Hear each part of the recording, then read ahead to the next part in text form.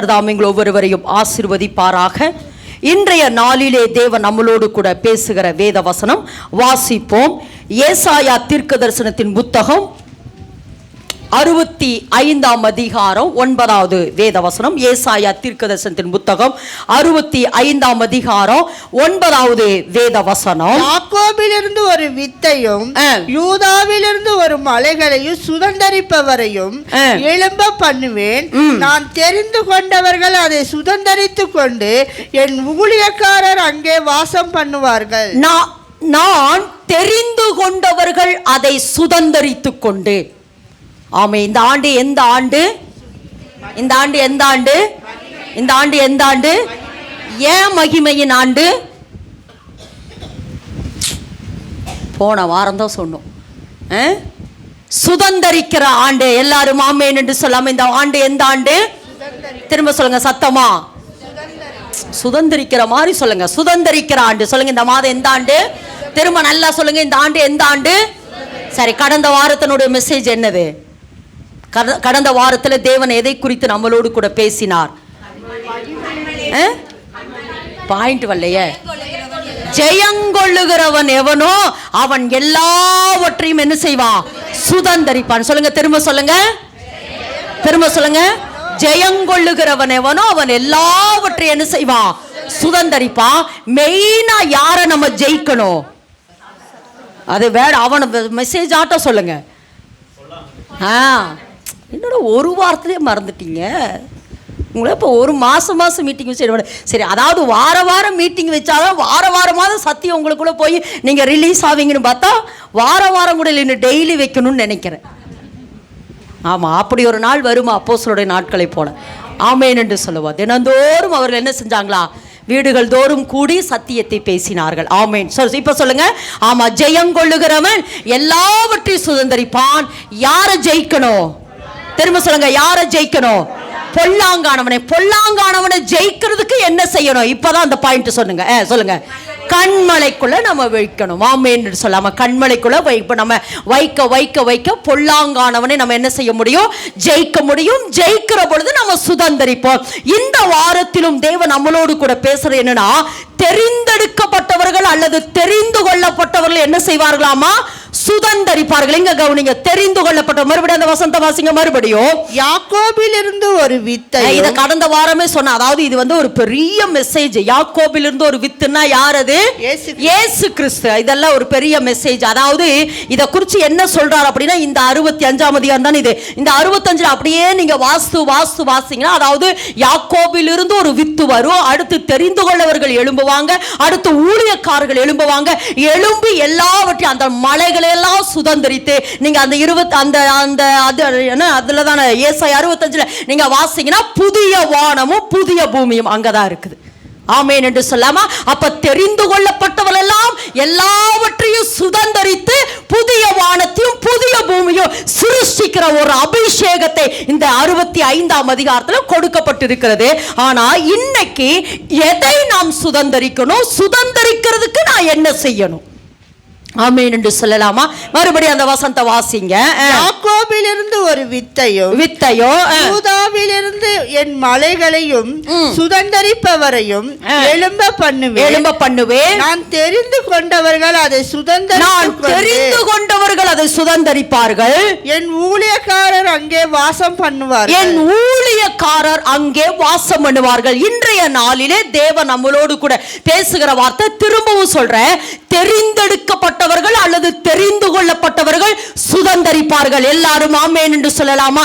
நீங்க யாரு? பக்கத்துல கருத்தை பிடிச்சவங்க. நீங்க தெரிந்து கொள்ளப்பட்டவங்க. எதுக்கு தெரியுமா? புதிய வானத்தை, அந்த 65:17 புதிய வானத்தையும் புதிய பூமியையும் கர்த்தர் உங்களை கொண்டுதான் சிருஷ்டிக்க போகிறார். ஆமென் என்று சொல்லாமா? அதாவது என்னுடைய பைபிள்ல, பெரிய பைபிள்ல எழுதி வச்சிருப்பேன். எப்படி தெரியுமா எழுதி வச்சிருப்பேன்? தேவன் இந்த உலகத்தை அழகாகவும் ஒழுங்காகவும் படைத்திருந்தார். ஆனால் மனிதனின் பாவத்தின் நிமித்தம் இந்த உலகம் என்ன ஆயிடுச்சுன்னா ஒழுங்கீனமாய் மாற்றப்பட்டது. ஆனால் மறு மறுபடியும் தேவன் என்னை கொண்டு ஆவியானவருடைய கூடிய ஒத்தாசையோடு இந்த பூமியை மறுசீரமைக்க போகிறார் என்று சொல்லி நான் எழுதியிருப்பேன். ஆமென் என்று சொல்லாமா? அந்த மறுசீரமைப்பு அல்லது புதிய வானம் புதிய பூமியை தேவன் யாரை கொண்டுதான் சிருஷ்டிப்பாரு? இப்படி ரொம்ப சப்புன்னு சொல்லக்கூடாது, நல்லா சொல்லுங்க. எப்படி சிருஷ்டிப்பாரு? என்னை கொண்டு. சொல்லுங்க. ஆவியானவரோடு கூட ஒத்தாசையோடு கூட இந்த புதிய வானத்தையும் புதிய பூமி யாரை கொண்டுதான் சிருஷ்டிக்க போறாரு? என்னை கொண்டுதான் சிருஷ்டிக்க போறாரு. ஏன்னா நான் தான் சாத்தான் கையில கொடுத்துட்டேன். ஆதாம் ஏவாள் தான் யாரு கையில, அதாவது தேவன் இந்த பூமியை நல்லா படைச்சு யார் கையில கொடுத்தாரு? ஆதாம் ஏவாள் கையில கொடுத்தாரு. ஆதாம் ஏவாள் பாவத்தின் நிமித்தம் அந்த எல்லா உரிமைகளை யார் கையில கொடுத்துட்டாங்க? சாத்தான் கையில கொடுத்துட்டாங்க. அந்த சாத்தான் கையில இருந்து மீட்டெடுக்கத்தான் யாரு வந்தா? இயேசு கிறிஸ்து வந்து கடைசியில என்ன சொல்றாரு? இதோ வானத்திலும் பூமியிலும் சகல அதிகாரமும் எனக்கு கொடுக்கப்பட்டிருக்குதுன்னு சொன்னாரு. எனக்கு கொடுக்கப்பட்டிருக்கிற அந்த அதிகாரம் கிறிஸ்துவுக்குள்ள அல்லது அவருக்குள்ள இருக்க இருக்க இருக்க அவருடைய அதிகாரம் எல்லாம் என் கையில வருது. நான் மறுபடியும் இந்த அதிகாரத்தை எடுத்து இந்த பூமியை மறுசீரமைக்க போகிறேன். ஆமென் என்று சொல்லாம ரெஸ்டரேஷன் பண்ண போறேன். மறுபடியும் நான் மறுசீரமைத்து மறுபடியும் இந்த பூமியை பிதாவுடைய கையில கொடுக்கணும். இதுதான் தேவனுடைய பெரிய திட்டம். எல்லாரும் ஆமென் என்று சொல்லலாமா? ஆமென் என்று சொல்லலாமா? அது பக்கத்துல கரத்தை பிடிச்சுடுங்க. அதுக்கு தான் உங்களை நம்பிட்டு இருக்கிறாரு. ஆமென் என்று சொல்லலாமா? அதுக்காகத்தான் சொல்லுங்க. என்ன நம்புறாரு? சொல்லுங்க. எல்லாரும் என்ன சொல்லுங்க? என்ன நம்புறாரு? என்ன நம்புறாரு? சொல்லுங்க பார்க்கலாம். சரி, ஓகே. இப்ப தெரிந்து கொள்ளப்பட்டவர்கள் என்ன எடுப்பாங்களாமா? சுதந்தரிப்பார்கள். எல்லாரும் ஆமென் என்று சொல்ல. தெரிந்து கொள்ளப்பட்டவர்கள் நல்ல சத்தமா சொல்லுங்க. தெரிந்து கொள்ளப்பட்டவர்கள் தெரிந்து கொள்ளப்பட்டவர்கள். திரும்ப சொல்லுங்க. தெரிந்து கொள்ளப்பட்டவர்கள் சுதந்தரிப்பார்கள். ஓகே. இப்போ சுதந்தரிக்கிறதுக்கு முன்னாடி ஒரு காரியம் நம்ம செய்யணும். எல்லாரும் ஆமென் என்று சொல்லலாமா? ஆமென் என்று சொல்லலாமா? இப்போ அதாவது சுதந்தரிக்கிறதுக்கு முன்னாடி நான் கடந்த நேரத்தில் சொன்னது போல நம்ம எல்லாவற்றையும் முதல்ல பெற்றெடுக்கிறவர்களா இருக்கணும். எல்லாரும் ஆமென் என்று சொல்லாமா? எல்லாரும் ஆமென் என்று சொல்லாமா? பெற்றெடுக்கிறவர்களாக நம்ம இருக்கணும். மறுபடியும் வாசிங்க பார்க்கலாம். ஏசாயா 65ஆம் அதிகாரம் 8வது வேத வசனத்தை வாசிப்போம். கர்த்தர் சொல்லுகிறது என்னவென்றால், ஒரு திராட்சை குலையில் நல்ல விளங்க. இப்பதான் மெசேஜுக்குள்ள வரோம். இப்பதான் மெசேஜுக்குள்ள வர. இப்ப சொல்லுங்கம்மா. கர்த்தர் சொல்லுகிறது என்னவென்றால், கர்த்தர் சொல்லுகிறது என்னவென்றால், ஒரு திராட்சை குலையில் ரசம் காணப்படும் போது அதை அழிக்காதே, அதிலே ஆசீர்வாதம் உண்டு என்று சொல்லுகிறபடி நான் என் ஊழியக்காரர் நிமித்தம் அனைத்தையும் அழிக்காதபடி செய்வேன். இன்றைய நாளில தேவன் சொல்லுகிற ஒரு வார்த்தை என்னன்னா, நான் என்ன செஞ்சேன்னா, அவர் என்ன சொல்ல வரார்னா, ஒரு திராட்சை கொலையை நான் கண்டுபிடித்தேன். எதை கண்டுபிடிச்சாரா? நல்லா சொல்லுங்க. எதை கண்டுபிடிச்சாரா? நான் ஒரு திராட்சை கொலையை கண்டுபிடிச்சிருக்கிறேன் அப்படின்னு சொல்லிட்டு திராட்சை கொலையில இருக்கிற அந்த திராட்சை ரசத்தை நீ என்ன செய்யாத? அழிக்காத. என்ன சொல்றாரு? திரும்ப சொல்லுங்க. என்ன சொல்றாரு? அழிக்காத. அதாவது இன்னைக்கு கர்த்தர் என்ன சொல்ல வரார் அப்படின்னா, நான் ஒரு திராட்சை கொலையை கண்டுபிடிச்சேன். அந்த திராட்சை கொலை யாருன்னா அது நீங்க தான். அது நான் தான். சொல்லுங்க. அது நான் தான். அந்த திராட்சை கொலை யாராமா? அது நான் தான். எல்லாரும் ஆமென்னு சொல்ல. அந்த திராட்சை கொலை யாராமா? நான் தான். அதாவது நான் ஒரு திராட்சை கொலையை கண்டுபிடிச்சேன். அந்த திராட்சை கொலையில இருக்கிற ரசத்தை வந்து நீ என்ன செஞ்சிடாத? அழிச்சிடாத. ஏன்னா அந்த திராட்சை ரசத்துல என்ன இருக்குதாமா? ஆசீர்வாதம் உண்டு. என்ன உண்டு? சரி, இப்ப நான் கேட்கிறேன், அந்த திராட்சை கொலை யாருன்னா வாசிங்க பார்க்கலாம். ஓசியா தீர்க்கதரிசனத்தின் புத்தகம் 9ஆம் அதிகாரம் 10வது வேத வசனத்தை வாசிப்போம். 9:10. வேகமா 9:10. வனாந்தரத்தில் திராட்சை குலைகளை கண்டுபிடிப்பது போல இஸ்ரவேலை கண்டுபிடித்தேன். நான் இஸ்ரவேலை கண்டுபிடித்தேன். இப்ப இந்த இடத்துக்கு வருவோம். என்ன சொல்றாருன்னா, வனாந்தரத்துல ஒரு திராட்சை கொலையை கண்டுபிடிக்கிறது போல யாரை கண்டுபிடிச்ச? இஸ்ரவேல் யாரு? இஸ்ரவேல் யாரு? அவருடைய ராஜ்யம் யாரு? இஸ்ரவேல் அவரது ராஜ்யம் ஆயிட்டு. இப்ப சொல்லுங்க, இஸ்ரவேல் யாரு? இஸ்ரவேல் யாரு? சத்தமா சொல்லுங்களேன். ரொம்ப பயந்து பயந்து சொல்றீங்க. இஸ்ரவேல் யாரு? நான் தான். இஸ்ரவேல் யாரு? நான் தான். இப்போ உங்களை கர்த்தர் வனாந்தரத்துல எப்படியாமா, அதாவது வனாந்தரத்துல ஏதாவது நமக்கு கிடைக்குமா?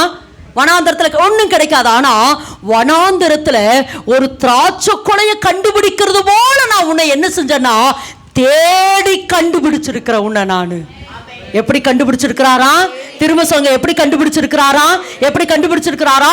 தேடி நான் கண்டுபிடிச்சு இது திராட்சை கொலைன்னு சொல்லி இதை நான் கண்டுபிடிச்சிருக்கிறேன். அந்த திராட்சை கொலைக்குள்ள என்ன இருக்குதுன்னா ஒரு ரசம் இருக்குது. அந்த ரசம் ருசியுள்ள ரசம். அந்த ரசம் மேன்மையான ஒரு ரசம். அந்த ரசம் தேவனுக்கு பிரயோஜனம் உள்ள ரசம். இந்த பூமிக்கு ஆசீர்வாதமான ரசம். அதனால அந்த திராட்சை கொலையில இருக்கிறதான அந்த ரசத்தை நீ என்ன செஞ்சிராத, நீ அழிச்சிராத. யார் அழிக்க கூடாதுன்னு சொல்றாரு?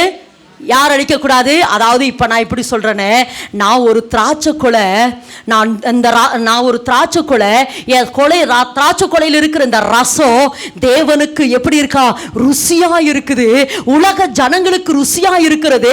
திராட்சை ரசம் ஒரு களிப்புக்கு அடையாளம். திராட்சை ரசம் ஒரு மனமகிழ்ச்சிக்கு அடையாளம். திராட்சை ரசம் ஒரு களிப்புக்கு அடையாளம். திராட்சை ரசம் எல்லாவற்றுக்கும் மேலாக திராட்சை ரசம் பரிமாறப்படுகிறது. அது சந்தோஷத்துக்கு அடையாளம்.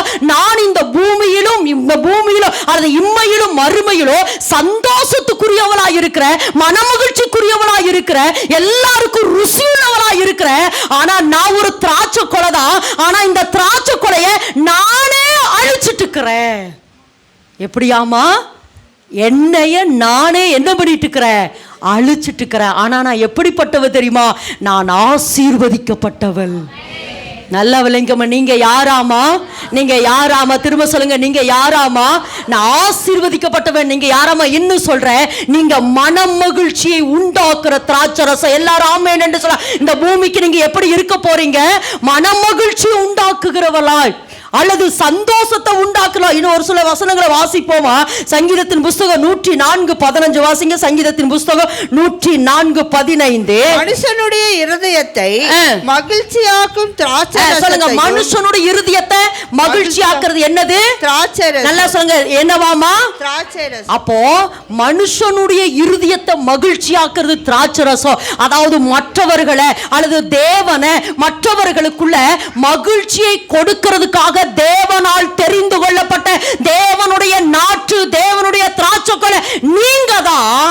ஆனா உங்களுக்குள்ள இருக்கிறதான அந்த மகிழ்ச்சி அல்லது உங்களுக்குள்ள இருக்கிறதான அந்த ஆசீர்வாதத்தை உங்களாலேயே விளங்கிக் கொள்ள முடியாம ஒவ்வொரு நாளும் உங்களையே கீறி கீறி கீறி அல்லது ஒவ்வொரு நாளும் உங்களையே என்ன செய்ய வேதனைப்படுத்தி வேதனைப்படுத்தி காயப்படுத்தி, நான் ஒன்றுக்கு உதவாதவன், நான் படிக்காதவன், எனக்கு அது தெரியாது இது தெரியாது, என்னால ஒரு பிரயோஜனம் இல்லை என்று சொல்லி உன்னையே நீங்கள் அல்லது உங்களையே நீங்கள் என்ன பண்ணி கொண்டிருக்கிறீர்கள்? அழித்து கொண்டிருக்கிறீங்க.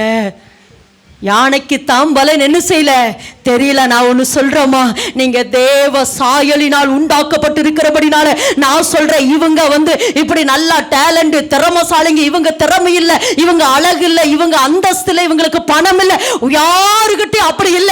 எல்லாருக்குள்ளேயும் தேவ சாயல் இருக்கிறபடினால எல்லாருக்குள்ள தேவனுடைய அந்த அழகு, அறிவு, ஞானம், அறிவு, புத்தியை எல்லாருக்கும் ரிசீவ் பண்ணாம எல்லாரும் ஆண்டவரே ஆமா ஆமா அந்த ரிசீவ் தேவ சாயல் தேவ சாயல் தேவ சாயல் உங்களுக்குள்ள வர வர வர வர வர வர வர அந்த அறிவு, ஞானம், புத்தி, இந்த பூமியை ஆண்டு கொள்ளுகிற எல்லா அதிகாரத்தையும் தேவன் உங்களுக்குள்ள வைத்திருக்கிறார்.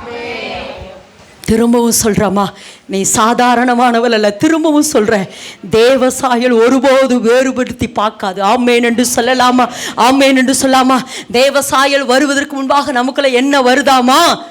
ஜீவன் வருது. என்ன வருது? திரும்ப சொல்லுங்க, திரும்ப சொல்லுங்க, என்ன வருது? அந்த ஜீவன் நமக்குள்ள எப்படி வருது? தேவனை அறிவதினால் வருது, விசுவாசத்தினால் வருது, வேதவசனத்தை வாசிப்பதனால் வருது. ஏசப்பா ரத்தத்தையும் சரீரத்தையும் நான் பானம் பண்ண எனக்குள்ள என்ன வருது? ஜீவன் வருது. அந்த ஜீவன் எனக்குள்ள எந்த ஜீவனாய் மாறிக்கொண்டிருக்கிறது? நித்திய ஜீவனாய் மாறிக்கொண்டிருக்கிறது. அந்த நித்திய ஜீவன் எனக்குள் வர வர வர என்ன வருது? தேவ சாயல் வருது.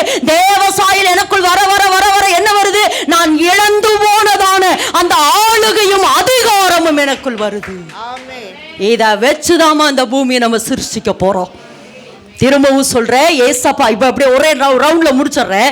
நம்ம தேவன் நம்மளை வந்து மண்ணினால் உண்டு பண்ணி நமக்குள்ள எதை ஊதினாரு? கடகடன் சொல்லணும். என்ன ஊதினாரு? ஜீவ சுவாசத்தை ஊதினாரு. அந்த ஜீவ சுவாசம் எப்ப நம்மளை விட்டு போனது? ஆதாம் ஏவாள் பாவம் செய்த உடனே அந்த ஜீவன் நம்மை விட்டு போனது. அந்த ஜீவன் எப்ப மறுபடியும் நமக்குள்ள வந்தது? இயேசு கிறிஸ்து திருடவும் கொல்லவும் அழிக்கும் வருகிறானே அன்றி வேறொன்றுக்கு வரா. நானோ அவைகளுக்கு ஜீவன் உண்டாயிருக்கும், அது பரிபூர்ணப்படும் வந்த. அப்ப அந்த ஜீவன் எனக்குள்ள எப்படி வருது? அவரை அறிகிறதினால், விசுவாசத்தினால், அடுத்து வேதவசனத்தை வாசிக்கிறதுனால, அவருடைய ரத்தத்தை சரீரத்தை பானம் பண்றதுனால எனக்குள்ள என்ன வருது? ஜீவன் வருது. அந்த ஜீவன் நாளுக்கு நாள் எனக்குள்ள என்ன ஆயிட்டே இருக்குது? நித்திய ஜீவனாய் மாறுது. திரும்ப சொல்ற, நித்திய ஜீவன் எனக்குள் வர வர என்ன வருது? தேவ சாயல் வருது. தேவ சாயல் எனக்குள் வர வர வர ஆளுகை வரும். ஆளுகையும் அதிகாரம் வருது. இந்த ஆளுகையும் அதிகாரத்தையும் கொண்டுதான் இந்த பூமியை தேவன் என்னை கொண்டு சிருஷ்டிக்க போற. எல்லாரும் கரங்களை தட்டலாமா? எல்லாரும் கரங்களை தட்டலாமா? இப்படி போய் இப்படி வந்துட்டோம், அவ்வளவுதான். இதுதான் வேதம், இதுதான் சத்தியம். ஆமென் என்று சொல்லலாமா? ஆமென் என்று சொல்லாம. அப்போ திரும்பவும் சொல்றேன், ஒருவேளை நான் திரும்பவும் சொல்றேன், உங்களுக்குள்ள திராட்சை கொலையினுடைய ரசம் ருசியுள்ள ரசமாய் இருக்கிறது. எல்லாரும் ஆமென் என்று சொல்ல. பக்கத்துல கரத்தை பிடிச்சு சொல்லுங்க, நீங்க யார் தெரியுமா? ருசியுள்ள ரசம். நல்லா சொல்லுங்க. நல்லா உங்களுக்குள்ள அந்த வேர்டு உள்ள போகணும். நான் சாதாரண ரசம் அல்ல, நான் ருசியுள்ள ரசம். நல்லா சொல்லுங்க, நான் ருசியுள்ளவள். நான் ருசியா இருக்க போறேன். இந்த தேசத்துக்கு நான் எப்படி இருக்க போறேன்? ருசியா இருக்க போறேன். மனமகிழ்ச்சி உண்டாக்குற நாற்றாக இருக்க போறேன். அடுத்து களிப்பை உண்டு பண்ணுகிறவளா இருக்க போறேன். மகிழ்ச்சி உண்டு பண்ணுகிறவளா தேவனை அப்படிதான் வச்சிருக்கிறாரு. திரும்பவும் சொல்றமா, நீ இந்த பூமிக்கு ஆசீர்வாதமா இருக்க போறேன். நான் அடிக்கடி சொல்ற ஒரு வார்த்தை, நம்ம மேல எழுதப்பட்ட வாக்குத்தத்தம் என்னது? பூமியின் வம்சங்கள் எல்லாம் எனக்குள். சொல்லுங்க, எல்லாரும் சொல்லுங்க, பூமியின் வம்சம் எல்லாம். எல்லாம் சொல்லுங்க, பூமியின் வம்சங்கள் எல்லாம் எனக்குள் ஆசீர்வதிக்கப்படுகிறதான வாக்குத்தத்தம் என் மேல இருக்குது. நான் இந்த பூமிக்கு எப்படி இருக்க போறேன்? நல்லா எல்லாருடைய வாயிலிருந்து அந்த வார்த்தை வரணும். நான் இந்த பூமிக்கு எப்படி இருக்க போறேன்? திரும்ப சொல்லுங்க, இந்த பூமிக்கு நான் எப்படி இருக்க போறேன்? இந்த பூமிக்கு நான் எப்படி இருக்க போறேன்? ஆசீர்வாதமா இருக்க போறேன். இப்ப நீங்க சொல்லுங்க, நீங்க ஒரு திராட்சை கொலை. எல்லாரும் ஆமென் என்று சொல்லுவா. நீங்க யாராமா?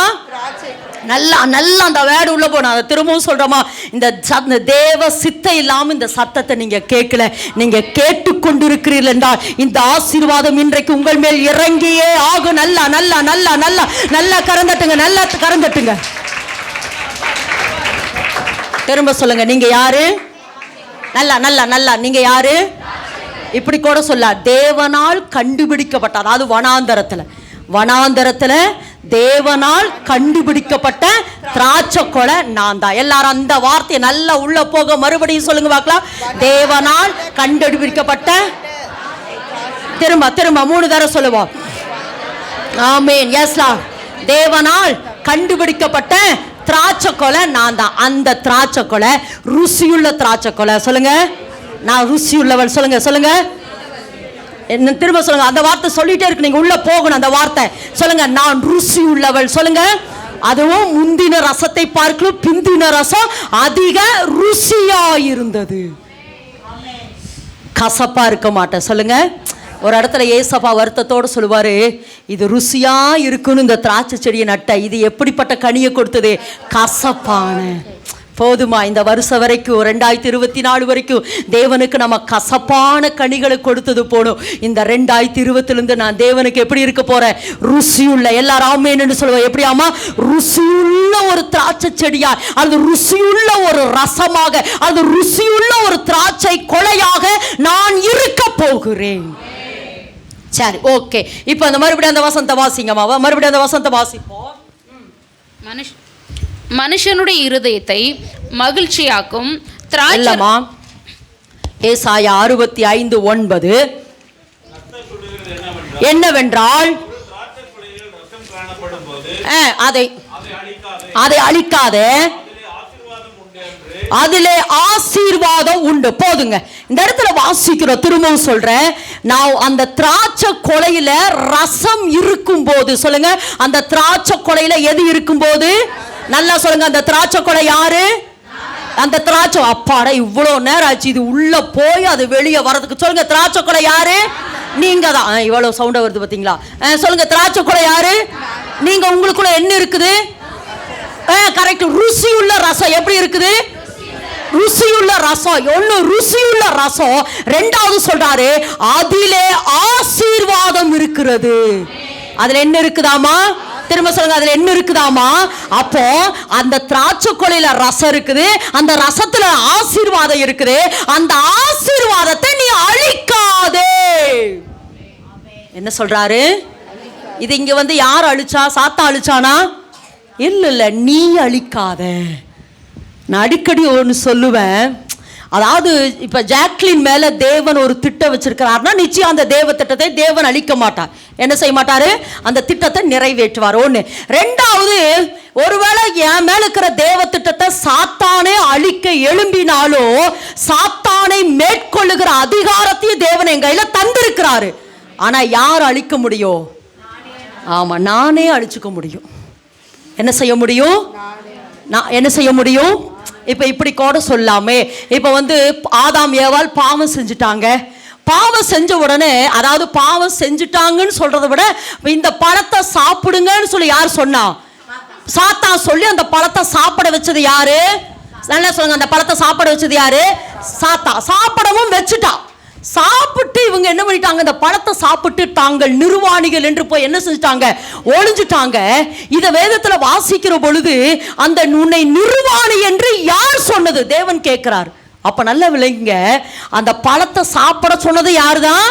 சாத்தான். சாப்பிட்டதுக்கு அப்புறம் நீ சாப்பிட்டீல, நீ ஒரு நிர்வாணி. எப்படி? நீ ஒரு நிர்வாணி. சாப்பிட்டீல, நீ ஜெபிக்கல, நீ இதை பார்த்தையில, இந்த தப்பு பண்ணுனீல அப்படின்னு சொல்லி சொல்லி சொல்லி கீறி கீறி கீறி கீறி கீறி சாத்தா ஒரு பக்கம் நம்மளை என்ன செஞ்சா? கீறிட்டு இருக்கிறா. ஆனா ஏசப்பா ரத்தத்தை சிந்தி அந்த நிர்வாணிங்கிற சாயலை மாற்றி தேவ சாயலை நமக்குள்ள கொடுத்துட்டாரு. ஆனா நம்ம உள்ளான மனுஷன் ஒருத்தவங்க இருக்கா பாருங்க, நீ அவளாதான், நீ உருப்பட மாட்ட, நீ அவளாதா, உனக்கு ஒண்ணுமே தெரியாது, நீ படிக்கல, உனக்கு அறிவு இல்லை, உனக்கு புத்தி இல்லை, உன்கிட்ட பணம் இல்லை, தரித்திரத்திலே செத்துருவ, வியாதியிலேயே செத்துருவ அப்படின்னு சொல்லி சொல்லி சொல்லி சொல்லி என்னையவே என்னையவே என்னையவே சொல்லி சொல்லி சொல்லி சொல்லி சொல்லி என்னையவே கீறி கீறி ஒவ்வொரு நாளும் என்னை நானே அழித்து கொண்டிருக்கிறேன். அழிச்சிட்டு இருக்கிறோமா நானு? ஆனால் ஒன்னே ஒன்று மட்டும் சொல்கிறேன், நீ தேவ சாயலுக்குள்ளே இருக்கிற, நித்திய ஜீவன் உனக்குள்ளே இருக்கிறபடினால. நீங்கள் யாராமா? தேவ சாயல் உங்களுக்குள்ள இருக்கிறபடினால இன்னைக்கு தேவன் சொல்றாரு, நீ ஒரு திராட்சை கொலை, நீ ஒரு ரசம், அதுவும் ருசியுள்ள ரசம். அந்த ருசியுள்ள ரசத்துல ஆசீர்வாதம் இருக்குது மகளே, நீ ஆசீர்வதிக்கப்பட்டவள்.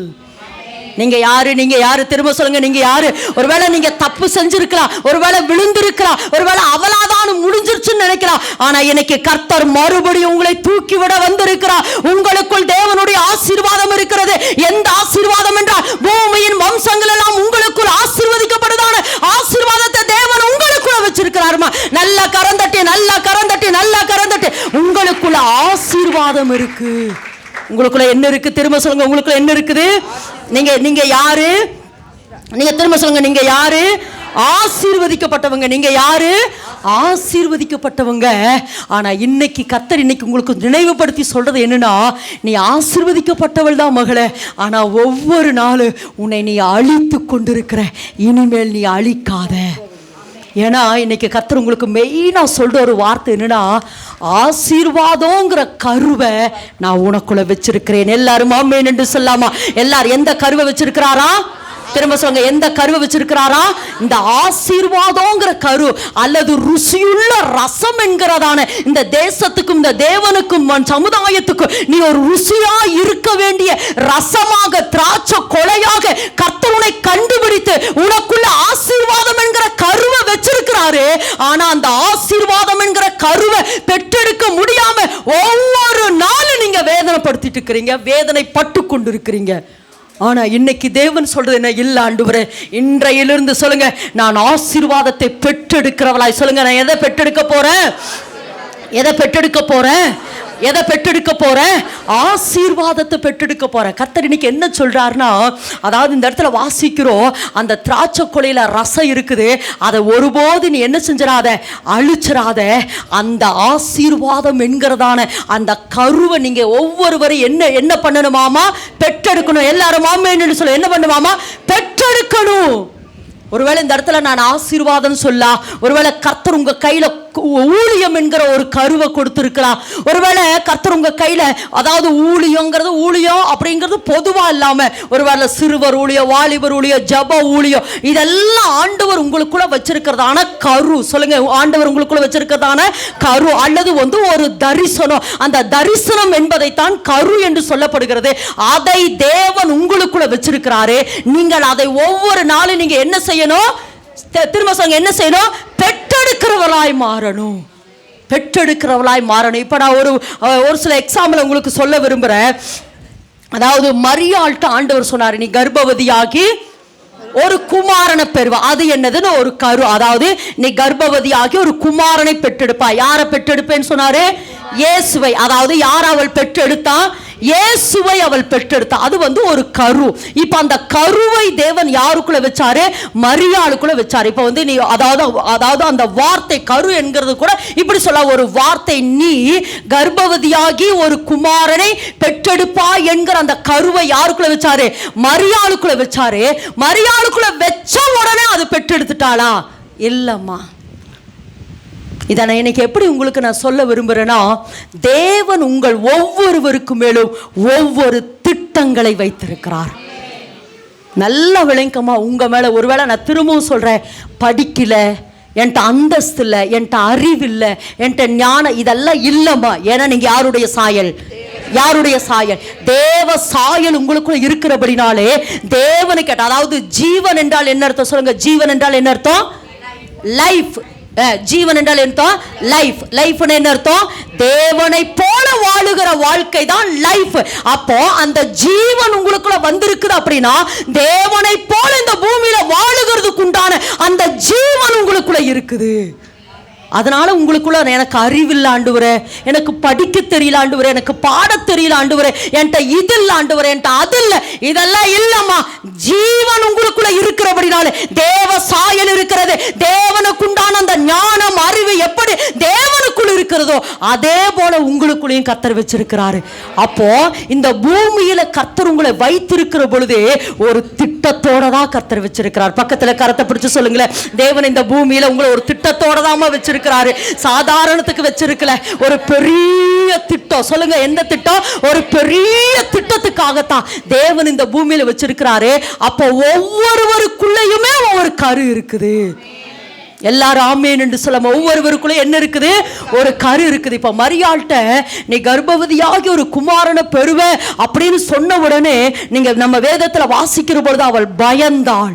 இது எப்படி ஆகும்? என்ன கேட்கிறான்? நானோ புருஷனை அறியேனே. நீ கர்ப்பவதியாகி ஒரு குமாரனை பெறுவேன்னு சொன்ன பொழுது இது எப்படி ஆகும்? நானோ புருஷனை அறியேனே அப்படின்னு சொன்ன பொழுது அன்றைய தேவதூதன் சொல்றாரு, பரிசுத்தாவி உன்மேல் வரும். பரிசுத்தாவியானவர் உண்மையில் நிழலிடுவார். அப்படின்னா என்ன அர்த்தம்னா, பரிசுத்தாவியானவர் உண்மையில நிழலிட எப்படி ஒரு கோழி அந்த முட்டை மேல நிழலிட அல்லது அசைவாட அந்த கோழிக்குள் இருக்கிறதான அந்த ஜீவன் அப்படியே அந்த முட்டைக்குள்ள இறங்கி அந்த கோழியை போல அந்த முட்டையினுடைய சாயல் எப்படி வெளிவருதோ அதுபோல ஆவியானவர் உனக்குள்ள அசைவாட தேவன் உங்களுக்குள்ள எந்த கருவை வைத்தாரோ அந்த கருவை பெற்றெடுக்கிறதான எல்லா வல்லமையும் பரிசுத்தாவியானவர் உங்களுக்குள் தரப்போறார். நல்ல கரந்தட்டு.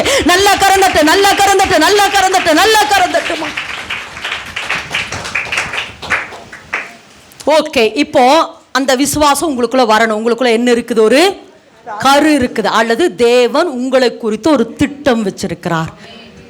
தேவன் அதை யாரா இருந்தாலும் சரிம்மா. நான் கேட்கிறேன், 5 வயசு சாமுவேல், வேதத்தில் வாசிக்கிறோம், சாமுவேல் கிட்ட தேவன் பேசுற பொழுது சாமுவேலுக்கு எத்தனை வயசு? இங்க யாராவது 5 வயசு? இந்த தம்பிக்கு எத்தனை வயசு? 6 ஆயிடுச்சா? சரி, இந்த தம்பின்னு வச்சுக்கோங்க. ஜெபர்சன் எந்திரி மேலே, ஆமாம் எலுமினின்னு, ஆமாம் இந்த தம்பின்னு வச்சுக்கோங்க. இந்த தம்பிக்கு இப்போ 6 வயசு. இப்போ ஒரு 5 சாமுவேலுகிட்ட கர்த்தர் பேசுகிறபோது சாமுவேலுக்கு எத்தனை வயசு? 5 வயசு. இந்த தம்பிக்கிட்ட போய், தம்பி நான் உனக்கு ஏழி குடும்பத்துக்கு செய்ய வேண்டிய நியாய தீர்ப்பை குறித்து தேவன் என்ன செய்கிறார்? யார்கிட்ட பேசுகிறாரு? சாமுவேல்கிட்ட. சாமுவேலுக்கு அப்போ எத்தனை வயசு? 5 வயசு. நியாய தீர்ப்புனா என்னன்னு தெரியாது, நீதினா என்னன்னு தெரியாது. ஏன் அப்படின்னா அப்பவே சாமுவேலுக்கு மேல தேவனுடைய ஒரு திட்டம் வந்துருச்சு. நீங்க நல்ல விலைக்கு பாருங்க. அதாவது ஏழி குடும்பத்துக்கு இப்படி ஒரு நியாய தீர்ப்பு செய்யற அப்படின்னு 5 வயசு சாமுவேல்கிட்ட போய் கர்த்தர் சொல்றாரு. தேவனுக்கு நீங்க நினைச்சு பாருங்க, இந்த சாமுவேல்கிட்ட போய் சொல்றனால ஏதாவது நடக்க போகுதா? ஏதாவது நடக்க போதா? ஒன்றும் நடக்க போறத. சாமுவேல்கிட்ட போய் சொல்றனால ஒன்றும் நடக்க போதல. ஆனா அப்பவே தேவன் அந்த கருவை சாமுவேலுக்குள்ள வச்சுட்டாரு.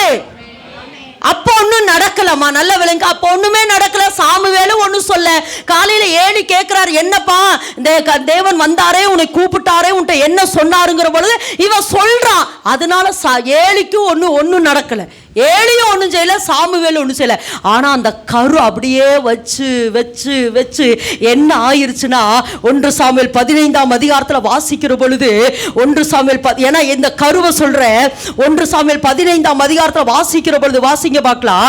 1 சாமுவேல் 15ஆம் அதிகாரம் 5வது வேதவசனமா, சவுலை ராஜாவாக்குனது மனஸ்தாபமா இருக்கிறது. வாசிங்க. சாமுவேல் சவுலினிடத்தில் போனான். சவுல் அவனை நோக்கி, நீர் கர்த்தரால் ஆசீர்வதிக்கப்பட்டவர். இல்ல மகளே, இல்ல. சவுலை ராஜாவாக்குனது எனக்கு 14. தேங்க்யூ. வாசிங்க. நான் சவுலை ராஜாவாக்குனது எனக்கு மனஸ்தாபமா இருக்கிறது. அவன் என்னை விட்டு திரும்பி என் வார்த்தைகளை நிறைவேற்றாமர் போனான் என்றான். அப்பொழுது சாமுவேல் மனம் நொந்து ரா முழுவதும் கர்த்தரை நோக்கி கூப்பிட்டான். அப்படின்னா அதனுடைய விளக்கம் எப்படி தெரியுமா இருக்கு? சாமுவேலே, நான் சவுல ராஜாவாக்குனது எனக்கு மனஸ்தாபமா இருக்குது அப்படின்னு சொல்லி தேவன் சாமுவேல்கிட்ட வந்து சொன்ன பொழுது சாமுவேல் ரா முழுவதும் அழுதான். நான் திரும்ப சொல்றேன், ஏழி குடும்பத்துக்கு நியாய தீர்ப்பு வரப்போகுது, அல்லது ஏழி குடும்பத்தை நான் அழிக்க போறேன்னு சொன்ன பொழுது சாமுவேல் ஏதாவது ரியாக்ஷன் காட்டினாரா? இல்ல. ஆனா அந்த கருவை வைத்தது, அந்த கரு வளர்ந்து வளர்ந்து வளர்ந்து வளர்ந்து இப்போ சவுலை ராஜாவாக்குறது எனக்கு மனஸ்தாபம் சொன்ன உடனே ரா முழுவதும் அழுகிறான். ராம் முழுவதும் அழுகிறான். எதுக்கு அழுகிறான் தெரியுமா? தேவனுடைய இருதயம் துக்கப்பட்டுருச்சு, தேவனுடைய இருதயம் மனஸ்தாபம் ஆயிடுச்சு. தேவன் துக்கப்படுறாரு, தேவன் துக்கப்படுறாரு, தேவன் துக்கப்படுறாரு, தேவன் துக்கப்படுறாருன்னு ராம் முழுவதும் அழுகிறான். இவன் அந்த துக்கத்தை விட்டு வெளியவே வரல. அந்த துக்கத்தை விட்டு அவன் வெளியே வரல. 16ஆம் அதிகாரம் 1ல வாசிக்கிற பொழுது, நான் புறக்கணித்த தள்ளின சவுலுக்காக நீ எந்த மட்டும் துக்கித்துக் கொண்டிருப்ப, எழுந்திரு, ஒரு ராஜாவை அபிஷேகம் பண்ணு என்று சொல்லி ஆண்டவர் என்ன செய்றாரா? யார்? ஈசாயினுடைய வீட்டுக்கு அனுப்புறாரு. இதை எதுக்கு சொல்றேன்னா, கருவை இதை எதுக்கு இதை சொல்ல வந்தனா, சின்ன பையனா இருந்தாலும் பரவாயில்லமா, தேவன் அவனை குறித்து ஒரு திட்டம் வச்சிருக்கிறார். எல்லாரும் கரங்களை தட்டலாமா? நீ சின்ன பிள்ளைன்னு நீ சொல்லாத, நீ சின்ன பிள்ளைன்னு சொல்லாத, நான் படிக்கிறேன்னு சொல்லாத, எனக்கு தெரியாதுன்னு சொல்லாத, என்னை விட்டுருங்கன்னு நீ சொல்லாத. தேவன் மோசையை தெரிந்து கொண்டாரு. தெரிந்து கொண்டுட்டு, மோசே நீதான், நீ வா மோசே, நீ வா மோசே அப்படின்னு சொன்னாரு. மோசே அங்க 7 சாக்கு போக்கு சொல்றா. என்னை நம்ப மாட்டாங்க ஆண்டவரே, என்னை ஏற்றுக்கொள்ள மாட்டாங்க ஆண்டவரே, என்னை யாருன்னு கேட்பாங்க ஆண்டவரே, நீங்க யாருன்னு கேட்பாங்க ஆண்டவரே, நான் என்ன சொல்லுவேன் என்று சொல்லி மோசே 7 சாக்கு போக்கு சொல்றா. நான் வாக்கு வல்லவன் அல்ல ஆண்டவரே, நான் அப்படிப்பட்டவன் அல்ல ஆண்டவரே, இப்படிப்பட்டவன் அல்ல ஆண்டவரே அப்படின்னு ஒன்னொன்னா சொல்லிட்டே வரா. தேவன் திரும்ப இல்ல மோசே நீதான், இல்ல மோசே நீதான், இல்ல மோசே நீதான் அப்படின்னு ஒண்ணு. கடைசியில மோசே என்ன தெரியுமா சொல்லிட்டா? நான் வல்லாண்டவரை வேற யாராவது அனுப்புங்கன்ட்டாப்ல. என்ன சொல்லிட்டான்? நான் வல்ல, வேற யாராவது அனுப்புங்க ஆண்டவரேன்னு. தேவன் கோபம் மூண்டவராகி இன்னைக்கு கர்த்தர் உங்க இருதயத்தை தட்டி கொண்டு இருக்கிறார்மா. இந்த வருஷம் நீ எனக்கு வேணும், எத்தனை வருஷம் சாக்கு போக்கு சொல்லிட்டு இருப்பீங்க, எத்தனை வருஷம் தேவன்ட்ட சாக்கு போக்கு சொல்லிக்கிட்டு இருப்பீங்க. தேவன் கோபம் உண்டவராகி இதோ நான் ஆரோனை அனுப்புறேன்னு சொல்லி கர்த்தர் ஆரோனை மோசையோட அனுப்பினாருமா. நான் திரும்பவும் சொல்ற மகளே, உன் கதவை தேவன் தட்டி கொண்டிருக்கிறார். என் உத்தமியே, என் புறாவே, என் சகோதரியே, என் மணவாளியே, கதவை திற, கதவை தரா, கதவை தர. ஏன் தெரியுமா? நான் இப்போ உன்ட்ட கரு வைக்கிறேன்னு சொல்ல, ஏற்கனவே நான் உனக்குள்ள கருவை வச்சுட்டேன். ஏற்கனவே உன்னை குறித்து ஒரு திட்டத்தை வச்சிருக்கிற. நீ அதை அழிக்காதே. நீ தேடி கண்டடிக்கப்பட்ட திராட்சை கொலையா இருக்கிற, நீ ஒரு ருசியுள்ள ரசமா இருக்கிற, தேவனுக்கு வேண்டியவளா இருக்கிற. உன்னை நீ அழிக்காதே, உன்னை நீ அழிக்காதே, உன்னை நீ அழிக்காதே. நீ பெற்றெடுத்திரு மகளே, அழிக்காத, அழிக்காத. உனக்குள்ள ஒரு ஆசீர்வாதத்தை வச்சிருக்கிற. ஒருவேளை இதை திரும்பவுமே சொல்றேன், பூமியின் வம்சங்கள் எல்லாம் உனக்குள்ள ஆசீர்வதிக்கப்படணுங்கிற ஒரு திட்டத்தை வச்சிருக்கிற. செத்து போய் கொண்டிருக்கிற அநேகருக்கு ஜீவனை கொடுக்கிறது நீயாகத்தான் இருக்கணும்னு சொல்லி உன்னை நான் தெரிந்தெடுத்திருக்கிறேன். நீ எனக்கு வேணும், நீ எனக்கு வேணும் மகளே, நீ எனக்கு வேணும் மகளே. இந்த வருஷம் நீ என்ன செய்யணும்? நீ பெற்றெடுத்துரு. மரியாள்கிட்ட தேவதூதன் சொல்ல, நீ கர்ப்பவதியாக ஒரு குமாரனை பெறுவ அப்படிங்கிற பொழுது, இது எப்படி ஆகும் ஆண்டவரே? நானோ புருஷனை அறியேனேன்னு சொல்லும் பொழுது, பரிசுத்தாவியானவர் உன்மேல் வருவாரு, நிழலிடுவார், அவரை வச்சு நீ என்ன செய்வ? நீ பெற்றெடுப்பா என்று சொன்ன உடனே உடனே மரியாள் சொன்ன வார்த்தை என்ன தெரியுமா? இதோ நான் ஆண்டவருக்கு அடிமை, உம்முடைய வார்த்தையின்படி எனக்கு ஆக கடவுள். எல்லாரும் அந்த வார்த்தை சொல்லுங்க பார்க்கலாம். இதோ நான் ஆண்டவருக்கு அடிமை, இதோ நான் ஆண்டவருக்கு அடிமை, இதோ நான் ஆண்டவருக்கு அடிமை. உம்முடைய வார்த்தையின்படி இதை நான் சொல்லிட்டு இருக்கிற பொழுதே சொல்றமா, உனக்குள்ள கருவை கர்த்தர் வைத்து விட்டார். எல்லாரும் ஆமென் என்று சொல்ல. உனக்குள்ள ஒரு கருவை கர்த்தர் வச்சிருக்கிறார். உன்னை குறித்து ஒரு திட்டம் இருக்கிறது. உன்னை குறித்து சாதாரணமான திட்டம் அல்ல, ஒரு அசாதாரணமான திட்டத்தை தேவன் உங்களுக்குள்ள வச்சிருக்கிறார், வச்சிருக்கிறார், வச்சிருக்கிறார், வச்சிருக்கிறார், வச்சிருக்கிறார், வச்சிருக்கிறார் மகளே. ஆனா ஒன்னு சொல்றேன், கருவை வச்சுட்டாரு. ஒருவேளை இதுவரைக்கும் என்னை முதற்கொண்டு சொல்ற, எனக்கு கூட இந்த அறிவு இல்லாம இருந்திருக்கலாம். ஆனா இன்றையிலிருந்து ஒரு காரியத்தை தொடங்குற. அந்த கருவை ஒன்று நானும் அழிக்க மாட்டேன், சத்துருவும் அழிக்கிறதுக்கு விட மாட்டேன், மனுஷனும் அந்த கருவை எடுக்க விட மாட்டேன். இனி அந்த கருவை பெற்றெடுக்கிறதுக்கு உண்டான பிரயாசப்பட போகிறேன். எல்லாரும் ஆமென் என்று சொல்லாமா? எல்லாரும் ஆமென் என்று சொல்லாமா? நான் வேதத்திலிருந்து சொல்றேன், அதாவது மரியாட்டு இந்த கருவை கொடுத்த உடனே, அல்லது இந்த கருவை அவள் பெற்றெடுத்த, இந்த கருவை அவளுக்குள்ள வந்த உடனே, நான் கடந்த முறை இதை குறித்து சொன்னேன், அவன் முதல்ல யாரை தேடிதான் போனா? எலிசபெத்தை தேடி. கடந்த முறையும் சொன்னேன், ஒருவேளை தேவன் உங்க மேல ஒருவேளை இதுக்கு முன்னாடி இதெல்லாம் நடந்திருக்கலாமா, ஆனா இதுக்கப்புறம் அப்படியே நம்ம டேன் ஆக போறோம். எப்படின்னா, ஒருவேளை தேவன் என் மேல ஒரு திட்டம் வச்சிருக்கிறாரு, தேவன் எனக்கு ஒரு பொறுப்பு கொடுத்திருக்கிறார். அது பொறுப்புனா ராஜ்யத்தினுடைய அல்லது பரலோக ராஜ்யத்தினுடைய அல்லது தேவனுடைய எந்த வேலையா இருந்தாலும் சரி, அது கூட்டுற வேலையா இருக்கலாம், துடைக்கிற வேலையா இருக்கலாம், ஒருவேளை மைக்கில் நின்று பாட்டு பாடுற வேலையா இருக்கலாம், அது எந்த வேலையா இருந்தாலும் சரி, அந்த வேலையை அழிக்கிறதுக்கு பிசாசு பல விதத்துல போராடுவான். இந்த இடத்துல நீங்க வாசித்தீங்கன்னா, மரியாள் அந்த கருவை வாங்கின உடனே யாரை தேடிதான் போனா? எலிசபெத்து. கிட்டத்தட்ட 150 மைல் என்று சொல்றாங்க, இல்லைன்னா 280 கிலோமீட்டர் அது மேல மலை மேல் ஏறினாள். எப்படி ஏறினா? எப்படி ஏறினா? கொஞ்சம் கஷ்டம்தான். ஏன்னா அந்த கருவை என்ன செஞ்சணும்? பெற்றெடுத்துடணுமே. ஏன்னா நான் கடந்த நாட்கள் இதை குறித்து சொன்னேன். ஒருவேளை மரியாள் தன்னுடைய தாய் தகப்பங்கிட்ட போய், ஏன்னா இவ யோசேப்புக்கு நியமிக்கப்பட்டவள், இவள் யோசேப்புக்கு நியமிக்கப்பட்டுருவ, இவ போய் உங்க அப்பா அம்மாட்ட போய் எனக்கு நான் கருத்தரிச்சுட்டு சப்புன்னு அரைஞ்சிருப்பாங்க. அரைஞ்சிருப்பாங்களா? அரைஞ்சிருக்க மாட்டாங்களா? எப்படி? என்ன இல்லை, தேவதூதன் ஒருவர் வந்தாரு, நீ கருத்தரிச்சுட்டேன்னு சொன்னாரு, உன்னை நீ இயேசுவை பெற்றெடுப்பேன்னு சொன்னாரு அப்படிங்கிற பொழுது நம்பிப்பாங்கன்னு நினைக்கிறீங்களா? இல்லை. எதுக்கு இதை சொல்றேன்னா, நான் நிறைய பேருக்குள்ள இன்னைக்கு சொல்றேன், கர்த்தர் உங்களுக்குள்ள கருவை தந்தாருமா, ஆனா மனிதர்களினாலேயே அது அழிக்கப்பட்டுருச்சு, அது உங்களாலேயே அது அழிக்கப்பட்டுருச்சுங்கிறேன். நான் எனக்கு ஒன்றும் தெரியாது, இல்லை முடியாது, இதெல்லாம் பொய், இதெல்லாம் இது இல்லை, நான் ஜெபிக்க முடியல, வேதத்தை வாசிக்க முடியல, இந்த பிரச்சனை போராட்டம். ஏன்னா நான் நல்லா உங்களுக்கு சொல்கிறேன், ராஜ்யத்தை குறித்து கர்த்தர் உங்கள் கையில் கொடுத்திருக்கிற எல்லா பொறுப்புகளையும் அல்லது எல்லா வேலைகளையும் வளர்க்கிறதுக்கு இந்த உலகம் உங்களுக்கு கை கொடுக்காதுங்க. கொடுக்காது. ஒருவேளை அழிக்கிறது கணவனா இருக்கலாம், அழிக்கிறது மனைவியா இருக்கலாம், அழிக்கிறது அப்பா அம்மாவா இருக்கலாம், அழிக்கிறது பிள்ளையா கூட இருக்கலாம், யாரா வேணாலும் இருக்கலாம். பிசாசு அதை அழிக்கிறதுக்கு பல விதத்துல போராடுவா. ஆனா நீங்க என்ன செஞ்சிடக்கூடாது, அழிக்க விட்டுறக்கூடாது. பக்கத்துல கருத்தை பிடிச்சு அழிக்கிறாத. ஏன்னா நீ ஒரு திராட்சை கொலை, நீ உனக்குள்ள ரசம் இருக்குது, நீ அதை அழிச்சிடாத. அதை நீ அழிக்கவும் செய்யாத, அழிக்க ஒப்பு கொடுக்கவும் செய்யாத மகளே. அவ எத்தனை மாதம் தங்கி இருந்தாலாமா? 3 மாதம். எத்தனை மாதம் தங்கியிருந்தா?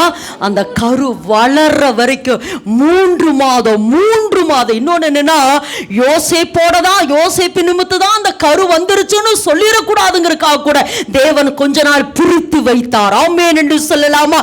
அப்போ அந்த கருவை வளர்க்கிற வரைக்கும் 3 மாதம் அவள் ஒளிந்திருந்தாள். 3 மாதம் அந்த கரு அப்படியே ஃபார்ம் ஆகிற வரைக்கும், அல்லது அது குரோத் ஆகிற வரைக்கும் அவன் என்ன செஞ்சா? ஒளிந்திருந்தா. அப்ப இன்னைக்கு கர்த்தர் என்ன சொல்றானா, திரும்பவும் சொல்ற, இந்த சத்தியத்தை கேட்கிற எல்லாருக்குள்ளயும் சொல்றோமா, ஒருவேளை கர்த்தர், ஏன்னா மோஸ்ட்லி இருக்கிற எல்லாருமே மினிஸ்ட்ரி லெவல்ல இருக்கிறவங்க தான். கருவை ஒருவேளை இதுவரைக்கும் நீங்க அழித்திருக்கலாம், ஒருவேளை மனுஷன் அழிக்கிறதுக்கு ஒப்பு கொடுத்திருக்கலாம், அல்லது மனுஷனுடைய நிந்தைகள், போராட்டங்கள், அவமானங்களை பார்த்து ஒருவேளை இது எனக்கு வேண்டாண்டுவரே, இந்த ஊழிய வேண்டாம், இந்த ஜாப் எனக்கு வேண்டாம், இந்த பொசிஷன் எனக்கு வேண்டாம் ஆண்டவரே, இந்த வேலை எனக்கு வேண்டாம் அப்படின்னு ஒருவேளை ஒதுக்கி இருக்கலாம். உன்னை தவிர, உன்னை போல இந்த காரியத்தை செய்ய வேற ஒருவரால முடியாதுன்னு கர்த்தர் உன்னைத்தான் தெரிந்தெடுத்துக்கா. நல்ல கரந்தட்டு, நீதான் உன்னை தவிர வேற ஒருவரும் இல்லை. நீதான் அந்த பொசிஷனுக்கு நீ வரணும், அந்த பொசிஷனுக்கு நீ வரணும், அந்த ஸ்தானத்துக்கு நீ வா, அந்த ஸ்தானத்துக்கு புறாவே, உத்தமியே, மனவாளியே, எழும்பி வா. ஆரம்பத்திலிருந்தே ஒரு காரியத்தை சொல்றேன். நேசர் கதவை தட்டி கொண்டிருக்கிறார். கதவை தட்டுறாரு. மணிங்க லூக்கா உன்னத பாட்டு 5 வாசிக்கிற பொழுது கதவை தட்டுறாரு. அவ சொல்றா, என் வஸ்திரத்தை கலட்டிட்டனே, நான் எப்படி வந்து திறப்பேன்? நேசர் போய்விட்டார். இவன் நகரத்தில் திரிகிற அப்படியே அந்த நகரத்துக்குள்ள போறா. காவல்காரர்களால் அவள் அடிபட்டாள். இதை எதுக்கு சொல்றேன்னா, ஒரு சில நேரம் இந்த கருவை வளர்த்திக்கும் மகளே, அல்லது இந்த கருவை வச்சுக்கோ, இதுதான் உனக்கு பாதுகாப்புன்னு சொல்லி கர்த்தர் உங்க கையில கொடுத்துருக்கலாம். ஒருவேளை அதை வேண்டான்னு நீங்க தூக்கி எறிந்தது நிமித்தம் இன்னைக்கு உங்க வாழ்க்கையில நிறைய பிரச்சனைகள் வழியா கடந்து வந்துட்டு இருக்கிறீங்க. காவல்காரர்களாலே அல்லது நகரத்தில் திரிகிறதான காவல்காரர்களாலே நிறைய அடிபட்டுட்டு இருக்கிறீங்க. அதுக்கப்புறம் போறா, அந்த நேசர் அவள் மேல் போர்வையை போட்டு விட்டார். ஆமென் என்று சொல்லாமா? அப்ப இன்னைக்கு கர்த்தர் சொல்றாருமா, கர்த்தர் சொல்றாரு, உங்க கையில கர்த்தர் ஒரு ரசத்தை கொடுத்திருக்கிறாரு. நீ ஒரு ருசியுள்ள ரசமாக மாறணுங்கிறதுக்காக ஆண்டவர் உங்களுக்குள்ள ஒரு கருவை வச்சிருக்கிறாரு. இந்த வருஷம் அந்த கருவை, அந்த ரசத்தை அழிச்சிடாதீங்கிற. நானும் அழிச்சராதம்மா, நீ அழிச்சராதம்மா. ஏன்னா உன்னை தவிர வேற யாருமே இப்படிப்பட்ட காரியத்தை செய்ய மாட்டாள் என்பதை அறிந்துதான் தேவன் உன்னை தேடி வந்து இந்த காரியத்தை கொடுத்திருக்கிறார். நல்ல கரந்தட்டுமா. உன்னை தவிர இந்த பொசிஷனுக்கு, உன்னை தவிர இந்த ஸ்தானத்துக்கு வேற ஒருவரும் இல்லை. நீங்க வேதத்துல வாசிக்கிற பொழுது எத்தனை நிந்த, அதாவது திரும்பவும் சொல்ற, திருமணமாகாம அவ கர்ப்பவதியா இருந்திருப்பானா, அன்றைய யூதருடைய முறைப்படி கல்லறிந்து கொண்டிருக்கணும். ஏன்னா அதுக்கு அதனுடைய பேரு விபச்சாரியினுடைய பட்டம். திருமணமாகாம இவ கர்ப்பவதியா இருக்க எத்தனை நிந்த, எத்தனை அவமானம். நம்ம சாதாரணமா சொல்ற, மரியாள் கர்ப்பவதியாகி ஒரு ஆண் பிள்ளையை பெற்றால் அவருக்கு இயேசு என்று பேரிட்ட சாதாரணமா சொல்லி முடிச்சோம். ஆனா அந்த 10 மாசம் அவளுக்கு எத்தனை நிந்த, எத்தனை அவமானம். எப்படியாச்சு. அதனால்தான் யோசேப்பு கூட அவளை அவமானப்படுத்த மனதில்லாமல் அவளை தள்ளிவிட நினைச்சா. ஆனா அத்தனை நிந்தைகளுக்கு மத்தியில, அவமானங்களுக்கு மத்தியில இயேசுவை அவள் பெற்றெடுத்தாள். அவள் பெற்றெடுத்தது உலகத்திற்கே ஒரு ரட்சிப்பு வந்ததுமா.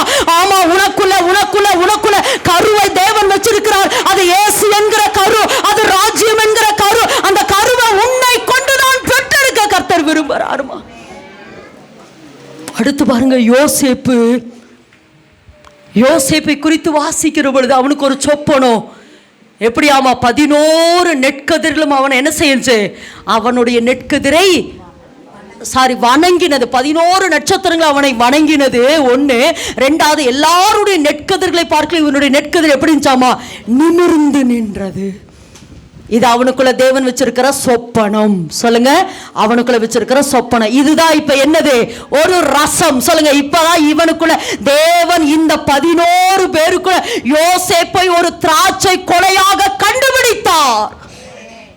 அவன் எப்படிப்பட்டவனா மாற போறா? ரசம், ருசியுள்ள ரசமா மாற போறா. அவனுக்குள்ள ஒரு ஆசீர்வாதம் இருக்குதுன்னு சொல்லி தேவன் அவனை என்ன செஞ்சாரா? கண்டுபிடித்தார்.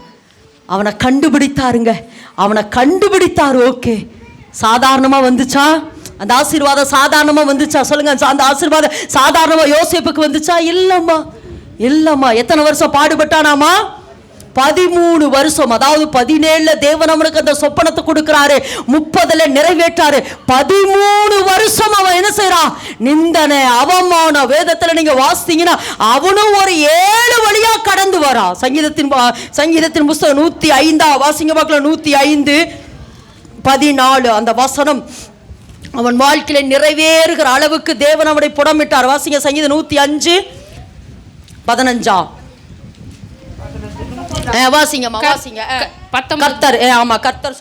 கர்த்தர் சொன்ன வார்த்தை நிறைவேறும் அளவும் அவருடைய வசனம் அவனை புடமிட்டது. ராஜா ஆள் அனுப்பி அவனை கட்டவிழ்க்க சொன்னான். ஜனங்களின் அதிபதி அவனை விடுதலை பண்ணினான். எத்தனை வருஷமாமா? 13 வருஷம். கர்த்தர் சொன்ன வார்த்தை எப்படியாமா? நிறைவேறுகிற அளவுக்கு அவருடைய வசனம் அவனை என்ன செஞ்சாமா? புடமிட்டது. அதாவது என்னன்னா, கர்த்தர் அவன் மேல் வச்சிருக்கிற திட்டத்தை அவன் பெற்றெடுக்கிறதுக்கு எத்தனை வருஷம்? எத்தனை வருஷம்? தாளாட்டினாங்களா எல்லாரும் அவனை? அல்லது சீராட்டினாங்களா? எங்க வச்சாங்க? சிறைச்சாலை. முதல்ல அவனுக்கு என்னன்னா 7 வழியா கடந்து வந்தா. ஒன்று, அவன் புறக்கணிக்கப்பட்டான், சகோதரர்களாலே புறக்கணிக்கப்பட்டான், தள்ளப்பட்டான், ஒதுக்கப்பட்டான், குழியில் வீசப்பட்டான், விற்கப்பட்டான், அடிமையாக்கப்பட்டான், குற்றம் சுமத்தப்பட்டான், அதுக்கப்புறம் சிறையில் அடைக்கப்பட்டான். 7 வித அனுபவம் இவன் வாழ்க்கையில. அதாவது ஈஸிங்க சொல்றது, எப்படி ஈஸி 13 வருஷங்க அப்படின்னு சொல்றோம். ஆனா 13 வருஷம் இப்ப மாறுமா ஆண்டவரே, இப்ப மாறுமா ஆண்டவரே, இப்ப மாறுமா ஆண்டவரே, இப்ப இந்த பிரச்சனை மாறுமா என்னமோ சொல்ல. எப்பத்தாங்கிற போது எப்பத்தான் என் வாழ்க்கை மாறுமோ அப்படிதான் கிடந்தோம். அவனை பார்த்து எப்பத்தானார். இப்ப நம்மளும் பார்த்து என்ன சொல்ற? எப்பத்தாண்டவரே, எப்பத்தாண்டவர், இப்படிதான் சொல்லிட்டு இருக்கிறோம். ஆனா இல்ல மகளே, கரு வளர்ந்து கொண்டிருக்கிறது உனக்குள்ள. பெற்றெடுக்கிற நாள் ரொம்ப தூரம் இல்ல, அது சமீபம். ஆனா அதுக்குள்ள நீங்க என்ன செஞ்சிடாதீங்க? சத்தமா சொல்லுங்க, நீங்க என்ன செஞ்சிடாதீங்க? அழிச்சராதீங்க. அதுக்குள்ள நீ அழிச்சராதம்மா. நீ ஒரு ருசியுள்ள ரசமா மாற போற. அநேகருக்கு மனமகிழ்ச்சி உண்டாக்குற ரசமா மாற்ற போற.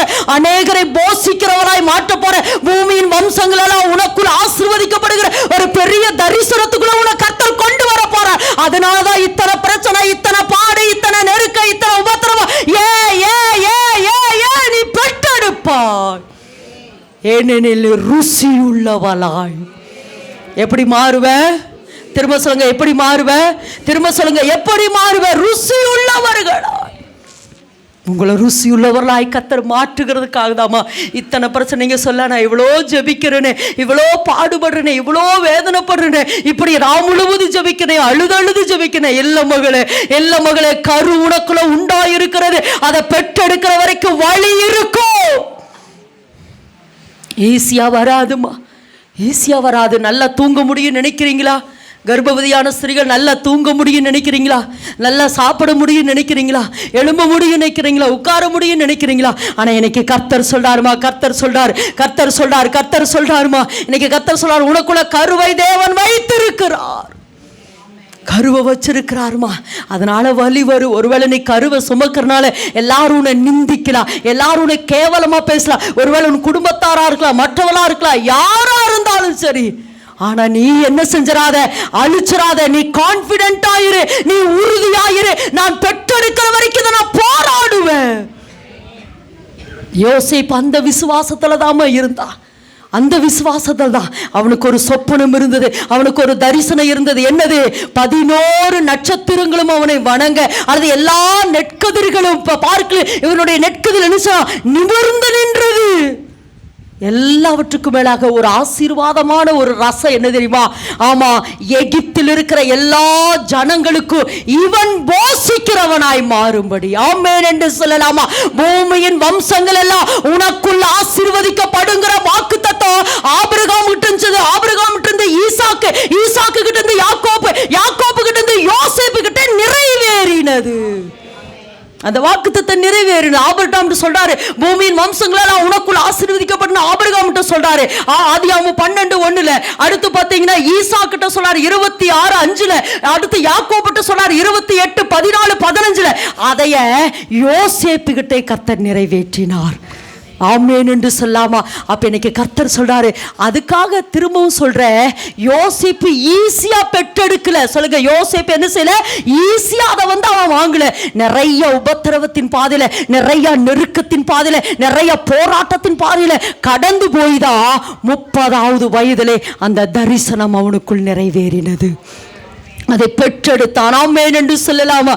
அது சாதாரணமா அந்த இடம் இல்ல. வாசிங்க பார்க்கலாம். அந்த இடம் ஆதியாகமத்தின் புஸ்தகம். எகிப்து தேசத்துக்கு முழுமைக்கும் தேவன் அவனை அதிகாரியாக்கினார். வாசிங்க யாத்திரையாகமம் 47.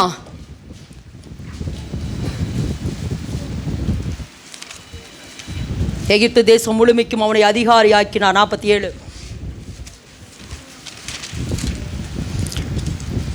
வாசிங்க பார்க்கலாம். ஆதியாகமம் 41 அதிகாரம் 40 வாசிங்க. 41 அதிகாரம் 40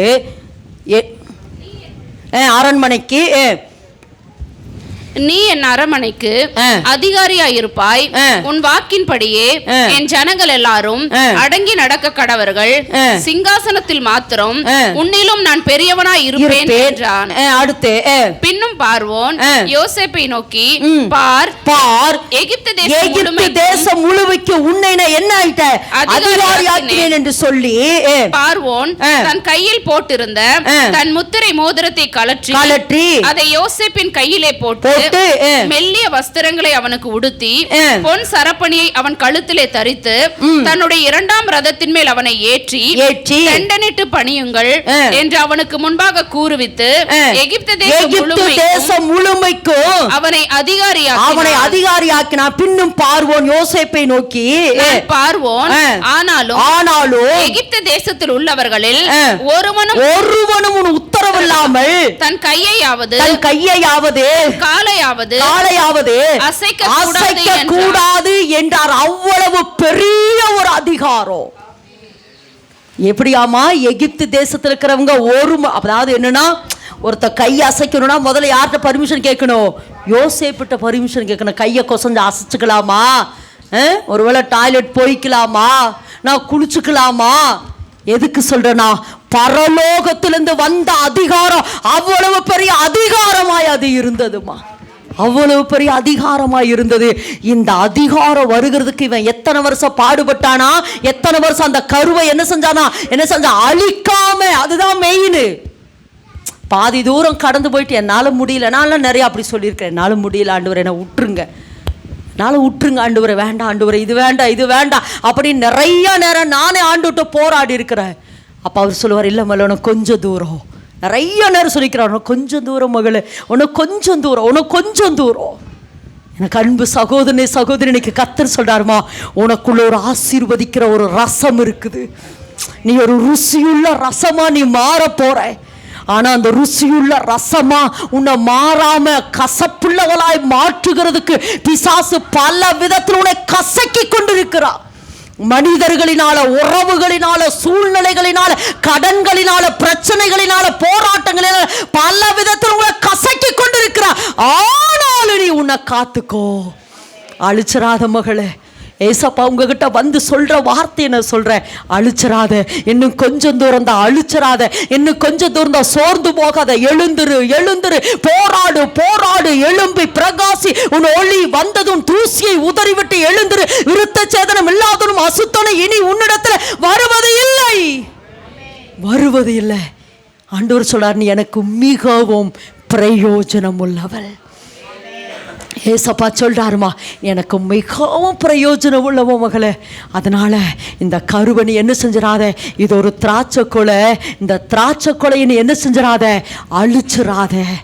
திராட்சை கொலை நீ என்ன செஞ்சிடாத, அழிச்சிடாத. அந்த ஏசாயா 66 நினைக்கிற, பெற பண்ணுகிறவராகிய நான் பெற செய்யாமல் இருப்பேனோ. கர்த்தர் சொல்றாரு, உனக்குள்ள வெச்ச கருவை, அந்த வசந்த வாசிங்க, உனக்குள்ள வெச்ச அந்த கருவை நான் என்ன செய்ய போறேன், பெற செய்கிறதுக்கு உண்டான எல்லா பலத்தையும் உனக்கு நான் தரப்போறேன். வாசிங்க பார்க்கலாம், ஏசாயா 66:9 வாசிங்கம்மா. பெற பண்ணுகிறவராகிய நான் செய்யாமல் இருப்பேனோ என்று கர்த்தர் சொல்லுகிறார். பிரசவிக்க பண்ணுகிற நான் பிரசவத்தை தடுப்பேன். இது ஒரு தீர்க்க தரிசனமா கர்த்தர் உங்களுக்கு சொல்றார். அதாவது இந்த 64 இருந்தே அந்த புதிய ராஜ்யம், புதிய வானம், புதிய பூமி, புதிய தரிசனம், இதெல்லாம் 64 தொடங்கிருச்சு. 64, 65, 66 இந்த 3 அதிகாரத்துல கர்த்தர் திரும்ப திரும்ப சொல்றது என்ன, திரும்ப திரும்ப சொல்றது என்னன்னா, அந்த ராஜ்யத்தை குறித்து அவர் சொல்லிட்டே வராரு. சொல்லிட்டே வந்துட்டு சொல்றாரு, நிச்சயமாய் நீ பெற பண்ணுவ, நிச்சயமாய் நீ பெற்றெடுப்பாய் என்று கர்த்தர் சொல்றாருமா. நிச்சயமா நீ பெற்றெடுப்ப மகளே, நிச்சயமா பெற்றெடுப்ப. ஒண்ணு தெரியுமா, மரியாளுக்குள்ள அந்த கருவை வச்சுட்டாரு. அந்த கருவை வச்சது நிமித்தம் அவ வாழ்க்கையில நிறைய மாற்றங்கள் வருகிறது. அதாவது கருவை கர்த்தர் வச்சுட்டாரா, அந்த கருவை பெற்றெடுக்கிறது எங்கதான் பெற்றெடுக்கணும்னா, நாசரேத்துல பெத்லகேம் ஊர்ல தான் பெற்றெடுக்கணும் அப்படிங்கிறது ஏசாயா மூலமாய் சொல்லப்பட்ட காரியம். அந்த திட்டத்தை மாற்றுகிறதுக்கு தேசத்தின் சட்டத்தையே அகஸ்துராயினால் மாற்றப்பட்டது. எல்லாரும் குடிமதிப்பு எழுதுறதுக்கு அவங்க ஊருக்கு போங்க அப்படின்னு சொல்லி என்ன செய்து, ஒரு தண்டூரை அடிச்சு என்ன செஞ்சாங்க, அவங்க ஊருக்கு போனாங்க. ஏன்னா இது யாருடைய திட்டம், பரலோக திட்டம். அத போய் அங்கதான் பெற்றெடுக்கணும்னு சொல்லி இந்த மரியாளுக்குள்ள வச்சிருக்கிற அந்த கருவை பெற்றெடுக்கிறதுக்காக தேசத்தின் சட்டமே மாற்றப்பட்டது. எல்லாரும் கரங்களை தட்டுவோம், தேசத்தின் சட்டமே. எதுக்கு சொல்றான், உங்களுக்காக அல்லது நீங்கள் பெற்றெடுக்கிறதுக்காக தேவன் உங்களுக்காக யாவையும் செய்து முடிப்பார். ஏன்னா உண்மையில வச்சிருக்கிற சித்தமும் திட்டமும் கருவும் சாதாரணமானதல்ல. அது அநேகருக்கு ஆசீர்வாதத்தை கொடுக்கிறதான ஒரு பெரிய தேவ திட்டமா இருக்கிறபடினால அதை மாற்றுறதுக்கு தேசத்தின் சட்டத்தையே மாற்றுவாருமா. அடுத்து நீங்க நினைச்சு பாருங்க, கன்னி மரியாளான அவ அந்த கருவை பெற்றெடுக்கிறதுக்கு உண்டான பலன சத்துவத்தை தேவன் அவளுக்கு தந்தார். அப்ப கர்த்தர் சொல்றாரு, உன் மேல ஒரு தரிசனம் இருக்குல்ல, உன் மேல ஒரு சித்தம் இருக்குல்ல, உங்க மேல ஒரு நோக்கம் இருக்குல்ல, அதை பெற்றெடுக்கிறதுக்கு உண்டான எல்லா பலனையும் தேவன் உங்க மேல வைப்பாருமா. நல்லா கறந்துட்டு அதுக்குண்டான எல்லா பலன சத்துவத்தை எல்லாவற்றையும் தேவன் உங்க மேல வைப்பார். அதுக்குண்டான எல்லா ஒத்தாசைகளையும் தேவன் உங்களுக்கு தருவார். அது மாத்திரமல்ல, ராஜாக்கள் பொன்னையும் வெள்ளியும் அவளுக்கு கொண்டு வந்து கொடுத்தார்கள். ஆமென் என்று சொல்லாம அந்த குழந்தையை பார்க்க வரப்ப யாரு வந்தா, ஞானிகள் ராஜாக்கள் அவளை பார்க்க வந்தாங்க. தூபம் இருக்கும், அடுத்து என்னன்னு, பொண்ணு, ஆமா வெள்ளை போல, இதை மூணையும் கொண்டு வந்து இதை ராஜாவுக்கு வைக்கிறது. இதை எதுக்கு சொல்றேன்னா, ஆமா, அதாவது இந்த கருவை வளர்க்கறதுக்கு தேவையான எல்லா ஒத்தாசை, திரும்ப சொல்ற, தேவன் உன்னை தேடி வெள்ளையும் பொன்னையும் கொண்டு வர வைப்பாரு. ஏன்னா உனக்குள்ள வச்சிருக்கிற திட்டம் சாதாரணமானதல்ல. பூமியின் வம்சங்கள் எல்லாம் உனக்குள் ஆசீர்வதிக்கப்படணும். உன்னை கொண்ட ராஜாக்களை கர்த்தர் எழுப்புவார். உன்னை கொண்ட அசாதாரணமான காரியத்தை செய்யறதுக்காக, அசாதாரணமான காரியத்தை செய்யறதுக்கு பரலோக ஒத்தாசை இருக்கு. அடுத்து நீங்க வாசித்தீங்கன்னா, உன்னதத்திலே தேவதூதர்கள் தோன்றி என்ன செஞ்சாங்க, பரலோகத்தில் தேவதூதர்கள் தோன்றி என்ன செஞ்சாங்க, உன்னதத்திலே தேவனுக்கு மகிமையும் பூமியிலே சமாதானமும் மனுஷன் மேல் புரியும் அப்படின்னு என்னன்னா, பரம சேனையே அந்த கருவோடு கூட இணைஞ்சிருந்தது. அது மரியாளோடு கூட பரம சேனை, பரலோக சேனையே இணைஞ்சிருச்சு. இன்னைக்கு கர்த்தர் சொல்றார், நான் திரும்ப சொல்றேன், இந்த சத்தியத்தை நீங்க கேட்கறீங்கன்னா, கருவை நீங்கள் சுமந்து கொண்டு இருக்கிறீர்கள். அது சாதாரணமான தேவ சித்தமோ திட்டமோ அல்ல, அது பரலோக தேவனுடைய திட்டம், பரலோக தேவனுடைய திட்டமா. ஆனா நீ அழிச்சராத. இதைத்தான் திரும்ப திரும்ப சொல்றாரு. எல்லாம் உனக்கு ஒத்தாசை கொடுக்குற, ஆனா யார் அழிச்சராத, நீ மட்டும் வேண்டாண்டவரு. போதாண்டவரே, இதுக்கு மேலே என்னால் பிரயாணப்பட முடியலன்னு சொல்ல. இல்லை ஒரே ஒரு வார்த்தை, நீ என்னை கொண்டு போய் ஆண்டவரே அக்னி சூளைக்குள் விட்டாலும் சரி, 7 மடங்கு சூடாக்கப்பட்ட சூளைக்குள் விட்டாலும் சரி, அல்லது சிங்கக்கபிக்குள்ள விட்டாலும் சரி, ஒருவேளை குழிக்குள்ள போட்டாலும் சரி, என்னவா இருந்தாலும் சரி ஆண்டவரே, இதோ சொல்லுங்க, நான் ஆண்டவருக்கு அடிமை. எல்லாரும் அந்த வார்த்தை சொல்லுங்க. என்ன நீங்க சொல்றீங்களோ நான் கீழ்ப்படுகிறேன். இந்த வருஷம் நீங்க என்ன சொல்றீங்களோ நான் கீழ்ப்படுகிறேன் ஆண்டவரே, நான் கீழ்ப்படுகிறேன். இதோ நான் ஆண்டவருக்கு அடிமை. மரியாள் பெற்றெடுத்த நிறைய பேர்த்த சொல்ல முடியும். மரியாள் பெற்றெடுத்தா, யோசேப்பை பெற்றெடுத்தா. ஏன் ஏசப்பா இந்த பூமிக்கு வந்த பொழுதும் கூட அவர் சொல்றாரு, என்னை குறித்து புஸ்தக சுருளில் எழுதியிருக்கிறதே அதை நிறைவேற்ற வந்த. அவரும் ஒரு கருவோடு தான் இந்த பூமிக்கு வந்தாரு. அவரும் ஒரு கருவை பெற்றெடுக்க தான் வந்தார். அவர் என்ன பெற்றெடுத்தார்? நல்ல டக்குன்னு சொல்லுங்க பார்க்கலாம். எதை பெற்றெடுக்க வந்தார்? சிலுவையை பெற்றெடுக்கல. சிலுவையில எதை பெற்றெடுத்தார்? நித்திய ஜீவன். எதை பெற்றெடுக்க வந்தாரு? நல்ல சொல்லுங்க, எதை பெற்றெடுக்க வந்தாரு? ஜீவனை பெற்றெடுக்க வந்தார். ஏன்னா நம்ம எதை இழந்துட்டோம்? ஜீவனை இழந்துட்டோம். அந்த ஜீவனை மறுபடியும் நமக்குள் இன்புட் பண்ண, அல்லது அந்த ஜீவனை மறுபடியும் நமக்குள்ள வைக்கிறதுக்கு, ஏன்னா அவ சாத்தாங்கிட்ட நம்மனால என்ன செய்ய முடியல? போராடி நம்மனால என்ன செய்ய முடியல?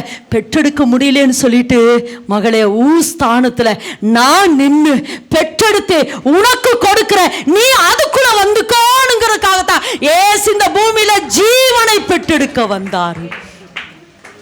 ஏசப்பா எதுக்கு இந்த பூமியில எதுக்காக ஏசப்பா வந்தாரு? ஜீவனை பெற்றெடுக்க. அதுக்காக அவர் பட்ட பாடுகள் கொஞ்சம் நெஞ்சம் இல்லை. 5480 பாடுகள் பட்டார். 17 மணி நேரம் தண்ணீர் இல்லாம, 150 முதுகுல ஆழமான காயங்கள். அது 150 காயங்கள், அதுல 17 ஆழமான காயங்கள். 600 போர்ச்சேவர்கள் சேர்ந்து அவரை அடிக்க அவருடைய சரீரத்தில் ஒரு சொட்டு ரத்தம் கூட தனக்குன்னு வச்சுக்காம எல்லாவற்றையும் சிந்தி இந்த பூமியில ஜீவனை விட்டார். எதை விட்டாரு? யாருக்காக? நமக்காக. ஒருவேளை கடைசியா சொல்லி முடிக்கிறேன். ஒருவேளை இந்த சூழ்நிலையில் என்னால் பெற்றெடுக்க முடியல. நிறைய நேரம் சொல்கிறோம், முடியல ஆண்டவரே, இந்த பாதை என்னால் கடக்க முடியல, இந்த பிரச்சனை என்னால் போராட முடியல, இந்த வியாதி என்னால் சகிச்சுக்க முடியல, இந்த சூழ்நிலையை என்னால் ஜெயிக்க முடியல. நீங்கள் ஜெயிச்சுக்கோன்னு சொல்கிறீங்க ஆண்டவரே, என்னால் முடியலன்னா நான் கடந்த வாரம் சொன்னது போல சொல்கிறேன், நான் உலகத்தை ஜெயித்திருக்கிறேன். ஏசப்பா சொன்னார், உலகத்தில் உங்களுக்கு உபத்திரவம் உண்டு, நான் உலகத்தை ஜெயித்தேன். அப்போ அதனால தான் கடந்த வாரம் சொன்னேன், அவர் ஜெயித்திருக்கிறாரு. அந்த ஜெயித்திருக்கிற கண்மலையினுடைய வெடிப்புக்குள்ள போய் நீங்க நின்னுட்டீங்கன்னா உங்களால ஜெயிக்க முடியும். எல்லாரும் ஆமென் என்று சொல்லாமா? நீங்க ஜெயிக்கணும், முடியலன்னு சொல்றதை விட உங்களை எங்க கொண்டு போய் வச்சுக்குங்க? கண்மலையினுடைய வெடிப்புக்களை. முடியல ஆண்டவரே, உன்னால முடியலன்னு சொல்றப்பெல்லாம் அவரை நோக்கி பாருங்க, சகிச்சுக்குங்க, சூழ்நிலையை சகிச்சுக்குங்க. என்னால் முடியல ஆண்டவரே, பரவாயில்ல, கொஞ்சம் சகிச்சுக்க மகளே, கொஞ்சம் சகிச்சுக்க. ஏன்னா உனக்குள்ள என்ன இருக்குது? ரசம் இருக்கு உனக்குள்ள. அதை மெயின், உங்களுக்குள்ள என்ன இருக்குது? ரசம் இருக்குது. அந்த ரசம் எந்த மாதிரி ரசம்? ஆசீர்வதிக்கப்பட்ட ரசம், ஒன்று ருசியுள்ள ரசம். நீ அநேகருக்கு கொஞ்சம் ருசியா மாறணும்னா உன் வாழ்க்கை கொஞ்சம் எப்படிதான் இருக்கு? கசப்பா தான் இருக்கு. அதாவது எஸ்தரை சுத்திகரிக்கிற பொழுது 2 காரியத்தினால சுத்திகரிச்சாங்க. ஒன்று வெள்ளைப்போளம், 2வது கந்தக வர்க்கம், சுகந்த வாசனை. அதாவது வெள்ளை போலத்தினாலும் சுகந்த சுகந்த வாசனை என்பது, சுகந்தன்னா அவளுக்கு அந்த தூப வர்க்கம், அல்லது அவளுடைய சரீர வாசனையுள்ள சரீரமா மாறணும்னு. ஆனா வெள்ளை போலன்னா என்னன்னு தெரியுமா? நீங்க சங்கீதம் 45 வாசித்தீங்கன்னா, உன் நேசர் வெள்ளை போலத்தினால் அலங்கரிக்கப்பட்டிருக்கிறார். அப்போ நேசர் வெள்ளை போலத்தினால அலங்கரிக்கப்பட்டிருக்குன்னா, யாரும் மனவாட்டி என்ன எதினால் அலங்கரிக்கப்பட்டிருக்கணும்? வெள்ளை போலத்தினால். உன்னத பாட்டில் ஒரு வசனம் இருக்கு, வனாந்தரத்தில் ஏறி வருகிற இவள் யார்? வெள்ளை போலத்தினாலும் கந்தக வர்க்கங்களினாலும் தன்னை அலங்கரித்திருக்கிறாளே.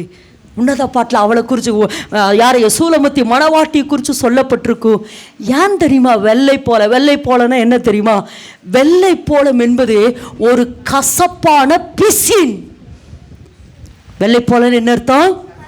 நல்ல சொல்லுங்க. வெள்ளை போன நிறுத்தினா ஒரு கசப்பு. அதாவது நிறைய நேரம் தேவன் நம்மளை வெள்ளை போலத்தினால அலங்கரிக்கிறார். அதுக்குத்தான் ஒரு கடக்க முடியாத ஒரு கசப்பான அனுபவம். அந்த கசப்பான அனுபவம் வர நேரத்துலலாம் நீங்கள் என்ன நினச்சிக்கணும்? நான் வெள்ளை போலத்தினால் அலங்கரிக்கப்பட்டிருக்கிறேன். அல்லது அதாவது என்கிட்ட நம்மகிட்ட நீதி இருக்குன்னு தெரியும், நம்மகிட்ட பரிசுத்தம் இருக்குன்னு தெரியும், அல்லது இந்த இடத்த நான் செய்யறது சரின்னு தெரியும். ஆனாலும் ஒரு சில நேரங்கள் நம்ம காயப்படுத்தப்படுறோம், ஒரு சில நேரங்கள் அடிபடுறோம், காரணமே இல்லாம ஒரு சில நேரம் கண்ணீர் விடுகிறோம். காரணம் என்ன தெரியுமா? நான் வெள்ளை போலத்தினால் அலங்கரிக்கப்பட்டிருக்கிறேன். ஏன்னா என் நேசரை நான் அந்த வசனத்தை எடுத்துட்டீங்களாமா? 45 சங்கீதம் 45 வாசிங்கம்மா. 8வது வேத வசனம் 45:8 வாசிங்க. தந்தத்தினால் செய்த அரமனைகளிலிருந்து புறப்படுகையில் நீர் மகிழும்படி உமது வஸ்திரங்கள் எல்லாம் வெள்ளை போலம், சந்தனம், லவங்கம் இவைகளின் வாசனை பொருந்தியதா இருக்கிறது. அடுத்து கீழே அப்படியே வாசிங்க. நாயகிகளுக்குள்ளே அரசரின் குமாரத்திகள் உண்டு. ராஜஸ்திரீ ஓப்பீரின் தங்கம் அணிந்தவளாய் உமது வலது பாரசத்தில் நிற்கிறாள். போது இந்த இடத்துல வாசிக்கிறோம், மணவாளன் எப்படி இருக்கிறாராமா? வெள்ளை போலத்தினால். இன்னொரு வேத வசனத்தை வாசிங்க. உன்னத பாட்டின் புஸ்தகம் 3ஆம் அதிகாரம் 6வது வேத வசனத்தை வாசிங்க பார்க்கலாம். 6வது வேத வசனம், அதாவது 5ல இருந்தே வாசிங்களே. எருசலேமின் குமாரத்திகளே எனக்கு பிரியமானவளுக்கு, அதாவது மணவாளன் மணவாட்டியை பார்த்து சொல்றாரு, எனக்கு பிரியமானவளுக்கு மனதாகும் மட்டும் நீங்கள் அவளை விழிக்க பண்ணாமலும் எழுப்பாமலும் இருக்கும்படி வெளிமான்கள் மேலும் வெளியின் மறைகள் மேலும் உங்களை ஆணையிடுகிறேன். வெள்ளை போலத்தினாலும் சாம்பிராணியினாலும் வர்த்தகருடைய சகலவித கந்த பொடியினாலும் உண்டாகிய வாசனையை வீசி தூப ஸ்தம்பங்களை போல் வனாந்தரத்திலிருந்து வருகிற இவர் யார்? இன்னொரு இடத்துல இருக்கு, இவள் யார்? ஏன்னா நம்ம நேசர் வெள்ளை போலத்தினாலதான் நம்ம நேசர் அலங்கரிக்கப்பட்டிருக்கிறார். அதனாலதான் அவருக்கு கசப்பான காடி. நம்ம நேசர் வெள்ளை போலத்தினால் அலங்கரிக்கப்பட்டது போல ஒரு சில நேரங்கள் நம்ம வாழ்க்கையில கசப்பான அனுபவம் வருகிறது. உண்மைதாமா? பிரச்சனை வருகிறது உண்மைதான். நான் நீதியாதான் இருக்கிறேன், நான் ஜெபிக்கிறேனே, உபவாசம் பண்றேனே, நான் தேவனுடைய பாதத்துல இரவும் பகலும் காத்திருக்கிறேனே, ஏன் இந்த வேதனை, ஏன் இந்த துக்கம், ஏன் அப்படின்னு சொல்லி கேட்டனா? இல்ல மகளே, உனக்குள்ள திராட்சை கொலை இருக்கிறது. அது ருசியுள்ள திராட்சை கொலை, அது ஆசீர்வதிக்கப்பட்ட திராட்சை கொலை. அதை நீ பெற்றெடுக்கிறதுக்காக இந்த வழியா நீ என்ன செய்யணும்? கடந்து வந்துதான் ஆகணும். நீ கடந்து வர முடியலேனா இன்னைக்கு கர்த்தர் கடைசியா சொல்றாரு, உங்களை கொண்டு வந்து கண்மலையினுடைய வெடிப்புகளை வச்சு என்னால முடியல ஆண்டவரே, நான் கண்மலையினுடைய வெடிப்புகளை வந்த ஆண்டவரே, என்ன செய்யுங்க, நீங்க மூடுங்க. மோசேயை எப்படியும் கண்மலையினுடைய வெடிப்பு மூடினதோ அதுபோல என்ன மூடியிருங்க ஆண்டவரேன்னு நீங்க சொல்ற பொழுது நிச்சயமாய் அந்த கண்மலையினுடைய வெடிப்புகளை நீங்க வருகிற பொழுது அந்த கண்மலையிலிருந்து வடிகிறதான 4 காரியம் சொல்லுங்க.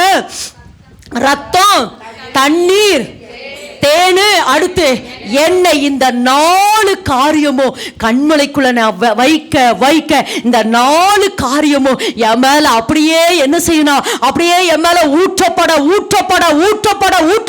நான் நாளுக்கு நாள் மறுரூபமாகி கொண்டே வருகிற ஜெயிக்கிறவளாய், சுதந்திரிக்கிறவளாய் தேவன் என் மேல என்ன திட்டம் நோக்க வச்சாரோ அதை பெற்றெடுக்கிறதுக்குண்டான எல்லா பலனையும் சத்துவத்தையும் இந்த கண்மலையினுடைய வெடிப்பு எனக்குள்ள கொடுத்து கொண்டே இருக்கிறது.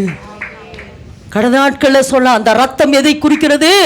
சுத்திகரிப்பை குறிக்கிறது. எஸ், ஜீவனை குறிக்கிறது அல்லது சுத்திகரிப்பு. ஏன்னா சொன்ன மாதிரி அந்த ரத்தத்தில் இருக்கிற அந்த ஜீவன் எனக்குள்ள வர அந்த சுத்திகரிப்பு எனக்குள்ள வர நான் நேசருக்கு ஒத்தவளாய் அல்லது வெள்ளை போலத்தினால் அலங்கரிக்கப்பட்டவளாய் மாறுகிற அந்த ரத்தம் என்ன என்பது எதுக்கு அடையாளம்? பரிசுத்தாவியானவருக்கு அடையாளம் அந்த கல்வாரி வெடிப்புகளை வைக்க ரத்தம் என்னை சுத்திகரிக்கிறது. அடுத்து என்னது? எண்ணெய் பரிசுத்தாவியானவருக்கு அடையாளம். தேன் என்பது வசனம். நீங்க அதன கடந்த நாட்களிலே சொன்ன உங்களுக்கு, அதாவது நீங்க எவ்வளவு பிரச்சனைக்குள்ள கடந்து போய் கொண்டிருந்தாலும் சரி, நேசருடைய சத்தம் உங்க மேல கேட்டுட்டே இருந்தா அது போதுமா? அது போதும். அந்த நேசருடைய சத்தம் என் மேல கேட்டுட்டே இருக்குது. நம்ம நிறைய சாட்சிகள் கேட்டோம்ல, என் தேவன் என்னோடு கூட பேசி 10 வருஷமாச்சு, 4 வருஷமாச்சு. முதல்ல அப்படி பேசுவார், இப்படி பேசுவார், உட்கார்ந்தா பேசினார், எந்திரிச்சா பேசினார், படுத்தா பேசினார். அப்படி பேசின தகப்ப இப்பெல்லாம் என்கிட்ட பேசுறதே இல்லைங்க. அதுதான் கொடூரம். நீ பள்ளத்தாக்குக்குள்ள நடந்தாலும் உன் நேசருடைய சத்தம் உனக்கு கேட்டுட்டு இருந்துச்சுன்னா, உன் நேசர் உன்னோடு பிரயாணம் பண்ணி கொண்டே இருக்கிறார் என்று அர்த்தம். உன் நேசர் உன்னோடு பிரயாணம் பண்ணி கொண்டே இருக்கிறார் என்று அர்த்தம். அதுதான் கர்த்தருடைய வார்த்தை. அந்த தேன் உண்மையில போடப்பட்டுட்டே இருக்குது. 4வது என்னது? அபிஷேகம். 4வது எண்ணெய் எதுக்கு அடையாளம்? அபிஷேகம். அது என்னன்னா, உன் மேல, அதாவது அந்த பிரச்சனையின் வழியாய் நடக்க அந்த போராட்டத்தின் வழியாய் நடக்க உன் மேல ஒரு ராஜரீக அபிஷேகம் வருகிறது. எப்படி சாமுவேல் தாவீதை அபிஷேகம் பண்ணினானோ, எப்படி சாமுவேல் தாவீதை அபிஷேகம் பண்ணி ஒரு ராஜரீக அபிஷேகம். எல்லாத்தையும் நீ மீட்டுக்குவ மகளே, கவலைப்படாத. நீ எதையெல்லாம் இழந்தீங்களோ, எதையெல்லாம் நீ இழந்தாயோ, கொஞ்ச நாள் நான் திரும்பவும் சொல்றேன், உனக்குள் திராட்சை கொலை இருக்கிறது. அந்த திராட்சை கொலையை நீ என்ன செஞ்சிடாத, அழிச்சிடாத. நீ ஒரு ருசியுள்ள ரசமா, நீ இந்த தேசத்துக்கு, நான் என்ன சொல்றேன்னா, அதனாலதான் சொல்றேன், எல்லாரையும் கர்த்தர் தெரிந்து கொள்ளல. திரும்ப சொல்றேன், அழைக்கப்பட்டவர்களும் அநேகம், தெரிந்து கொள்ளப்பட்டவர்களோ சில. அதனால தான் சொல்றேன், அந்த 65:9 வாசிக்கிறோம், எல்லாரையும் கர்த்தர் தெரிந்து கொள்ளலீங்க. கர்த்தர் ஒரு சிலரை மாத்திரம் தெரிந்து கொள்றார். அது நீங்க தான்மா. ஈசாயினுடைய வீட்டில் 8 பேருங்க, அதுல தாவீதை மட்டும் தெரிந்து கொண்டார். யார் அடுத்து? யார்? யாக்கோபனுடைய வீட்டில் எத்தனை பேரு? மொத்தம் 12 பேர். அதுல யோசேப்பை தெரிந்து கொண்டா. நான் திரும்ப சொல்றேன், நீங்க சூஸ் பண்ண மெம்பர் அல்லது ஆண்டவரால தெரிந்து கொள்ளப்பட்ட ஒரு நபர் நீதாமா. எதுக்கு தெரியுமா? நீ ஒரு ருசியுள்ள திராட்சை ரசமா, திராட்சை கொலையா, திராட்சை ரசமா, திராட்சை கொலையாய் தேவன் இந்த நாட்களில கர்த்தர் உங்களால் தெரிந்தெடுக்கப்பட்ட ஒரு நபரா இருக்கிறீங்க. ஒருவேளை உங்களுக்கு சூழ்நிலை ஒதுக்கலாம், ஒருவேளை மனிதர்கள் உங்களை ஒதுக்கலாம், ஒருவேளை உங்களை பெற்றவர்களும் ஒதுக்கலாம், ஒருவேளை பிள்ளைகளும் ஒதுக்கலாம், ஒருவேளை கணவனே ஒதுக்கலாம், ஒருவேளை மனைவியும் ஒதுக்கலாம். ஆனா நல்ல விளைங்க, எனக்குள்ள என்ன இருக்குது? ஒரு திராட்சை கொலை. நான் ஒரு தேவனால் தேடி கண்டெடுக்கப்பட்டவள். என்ன கொண்டுதான் திரும்ப சொல்றாரு, உன்னை தவிர இந்த ஸ்தானத்துல யாரு நிறுத்தவே முடியாது மகளே.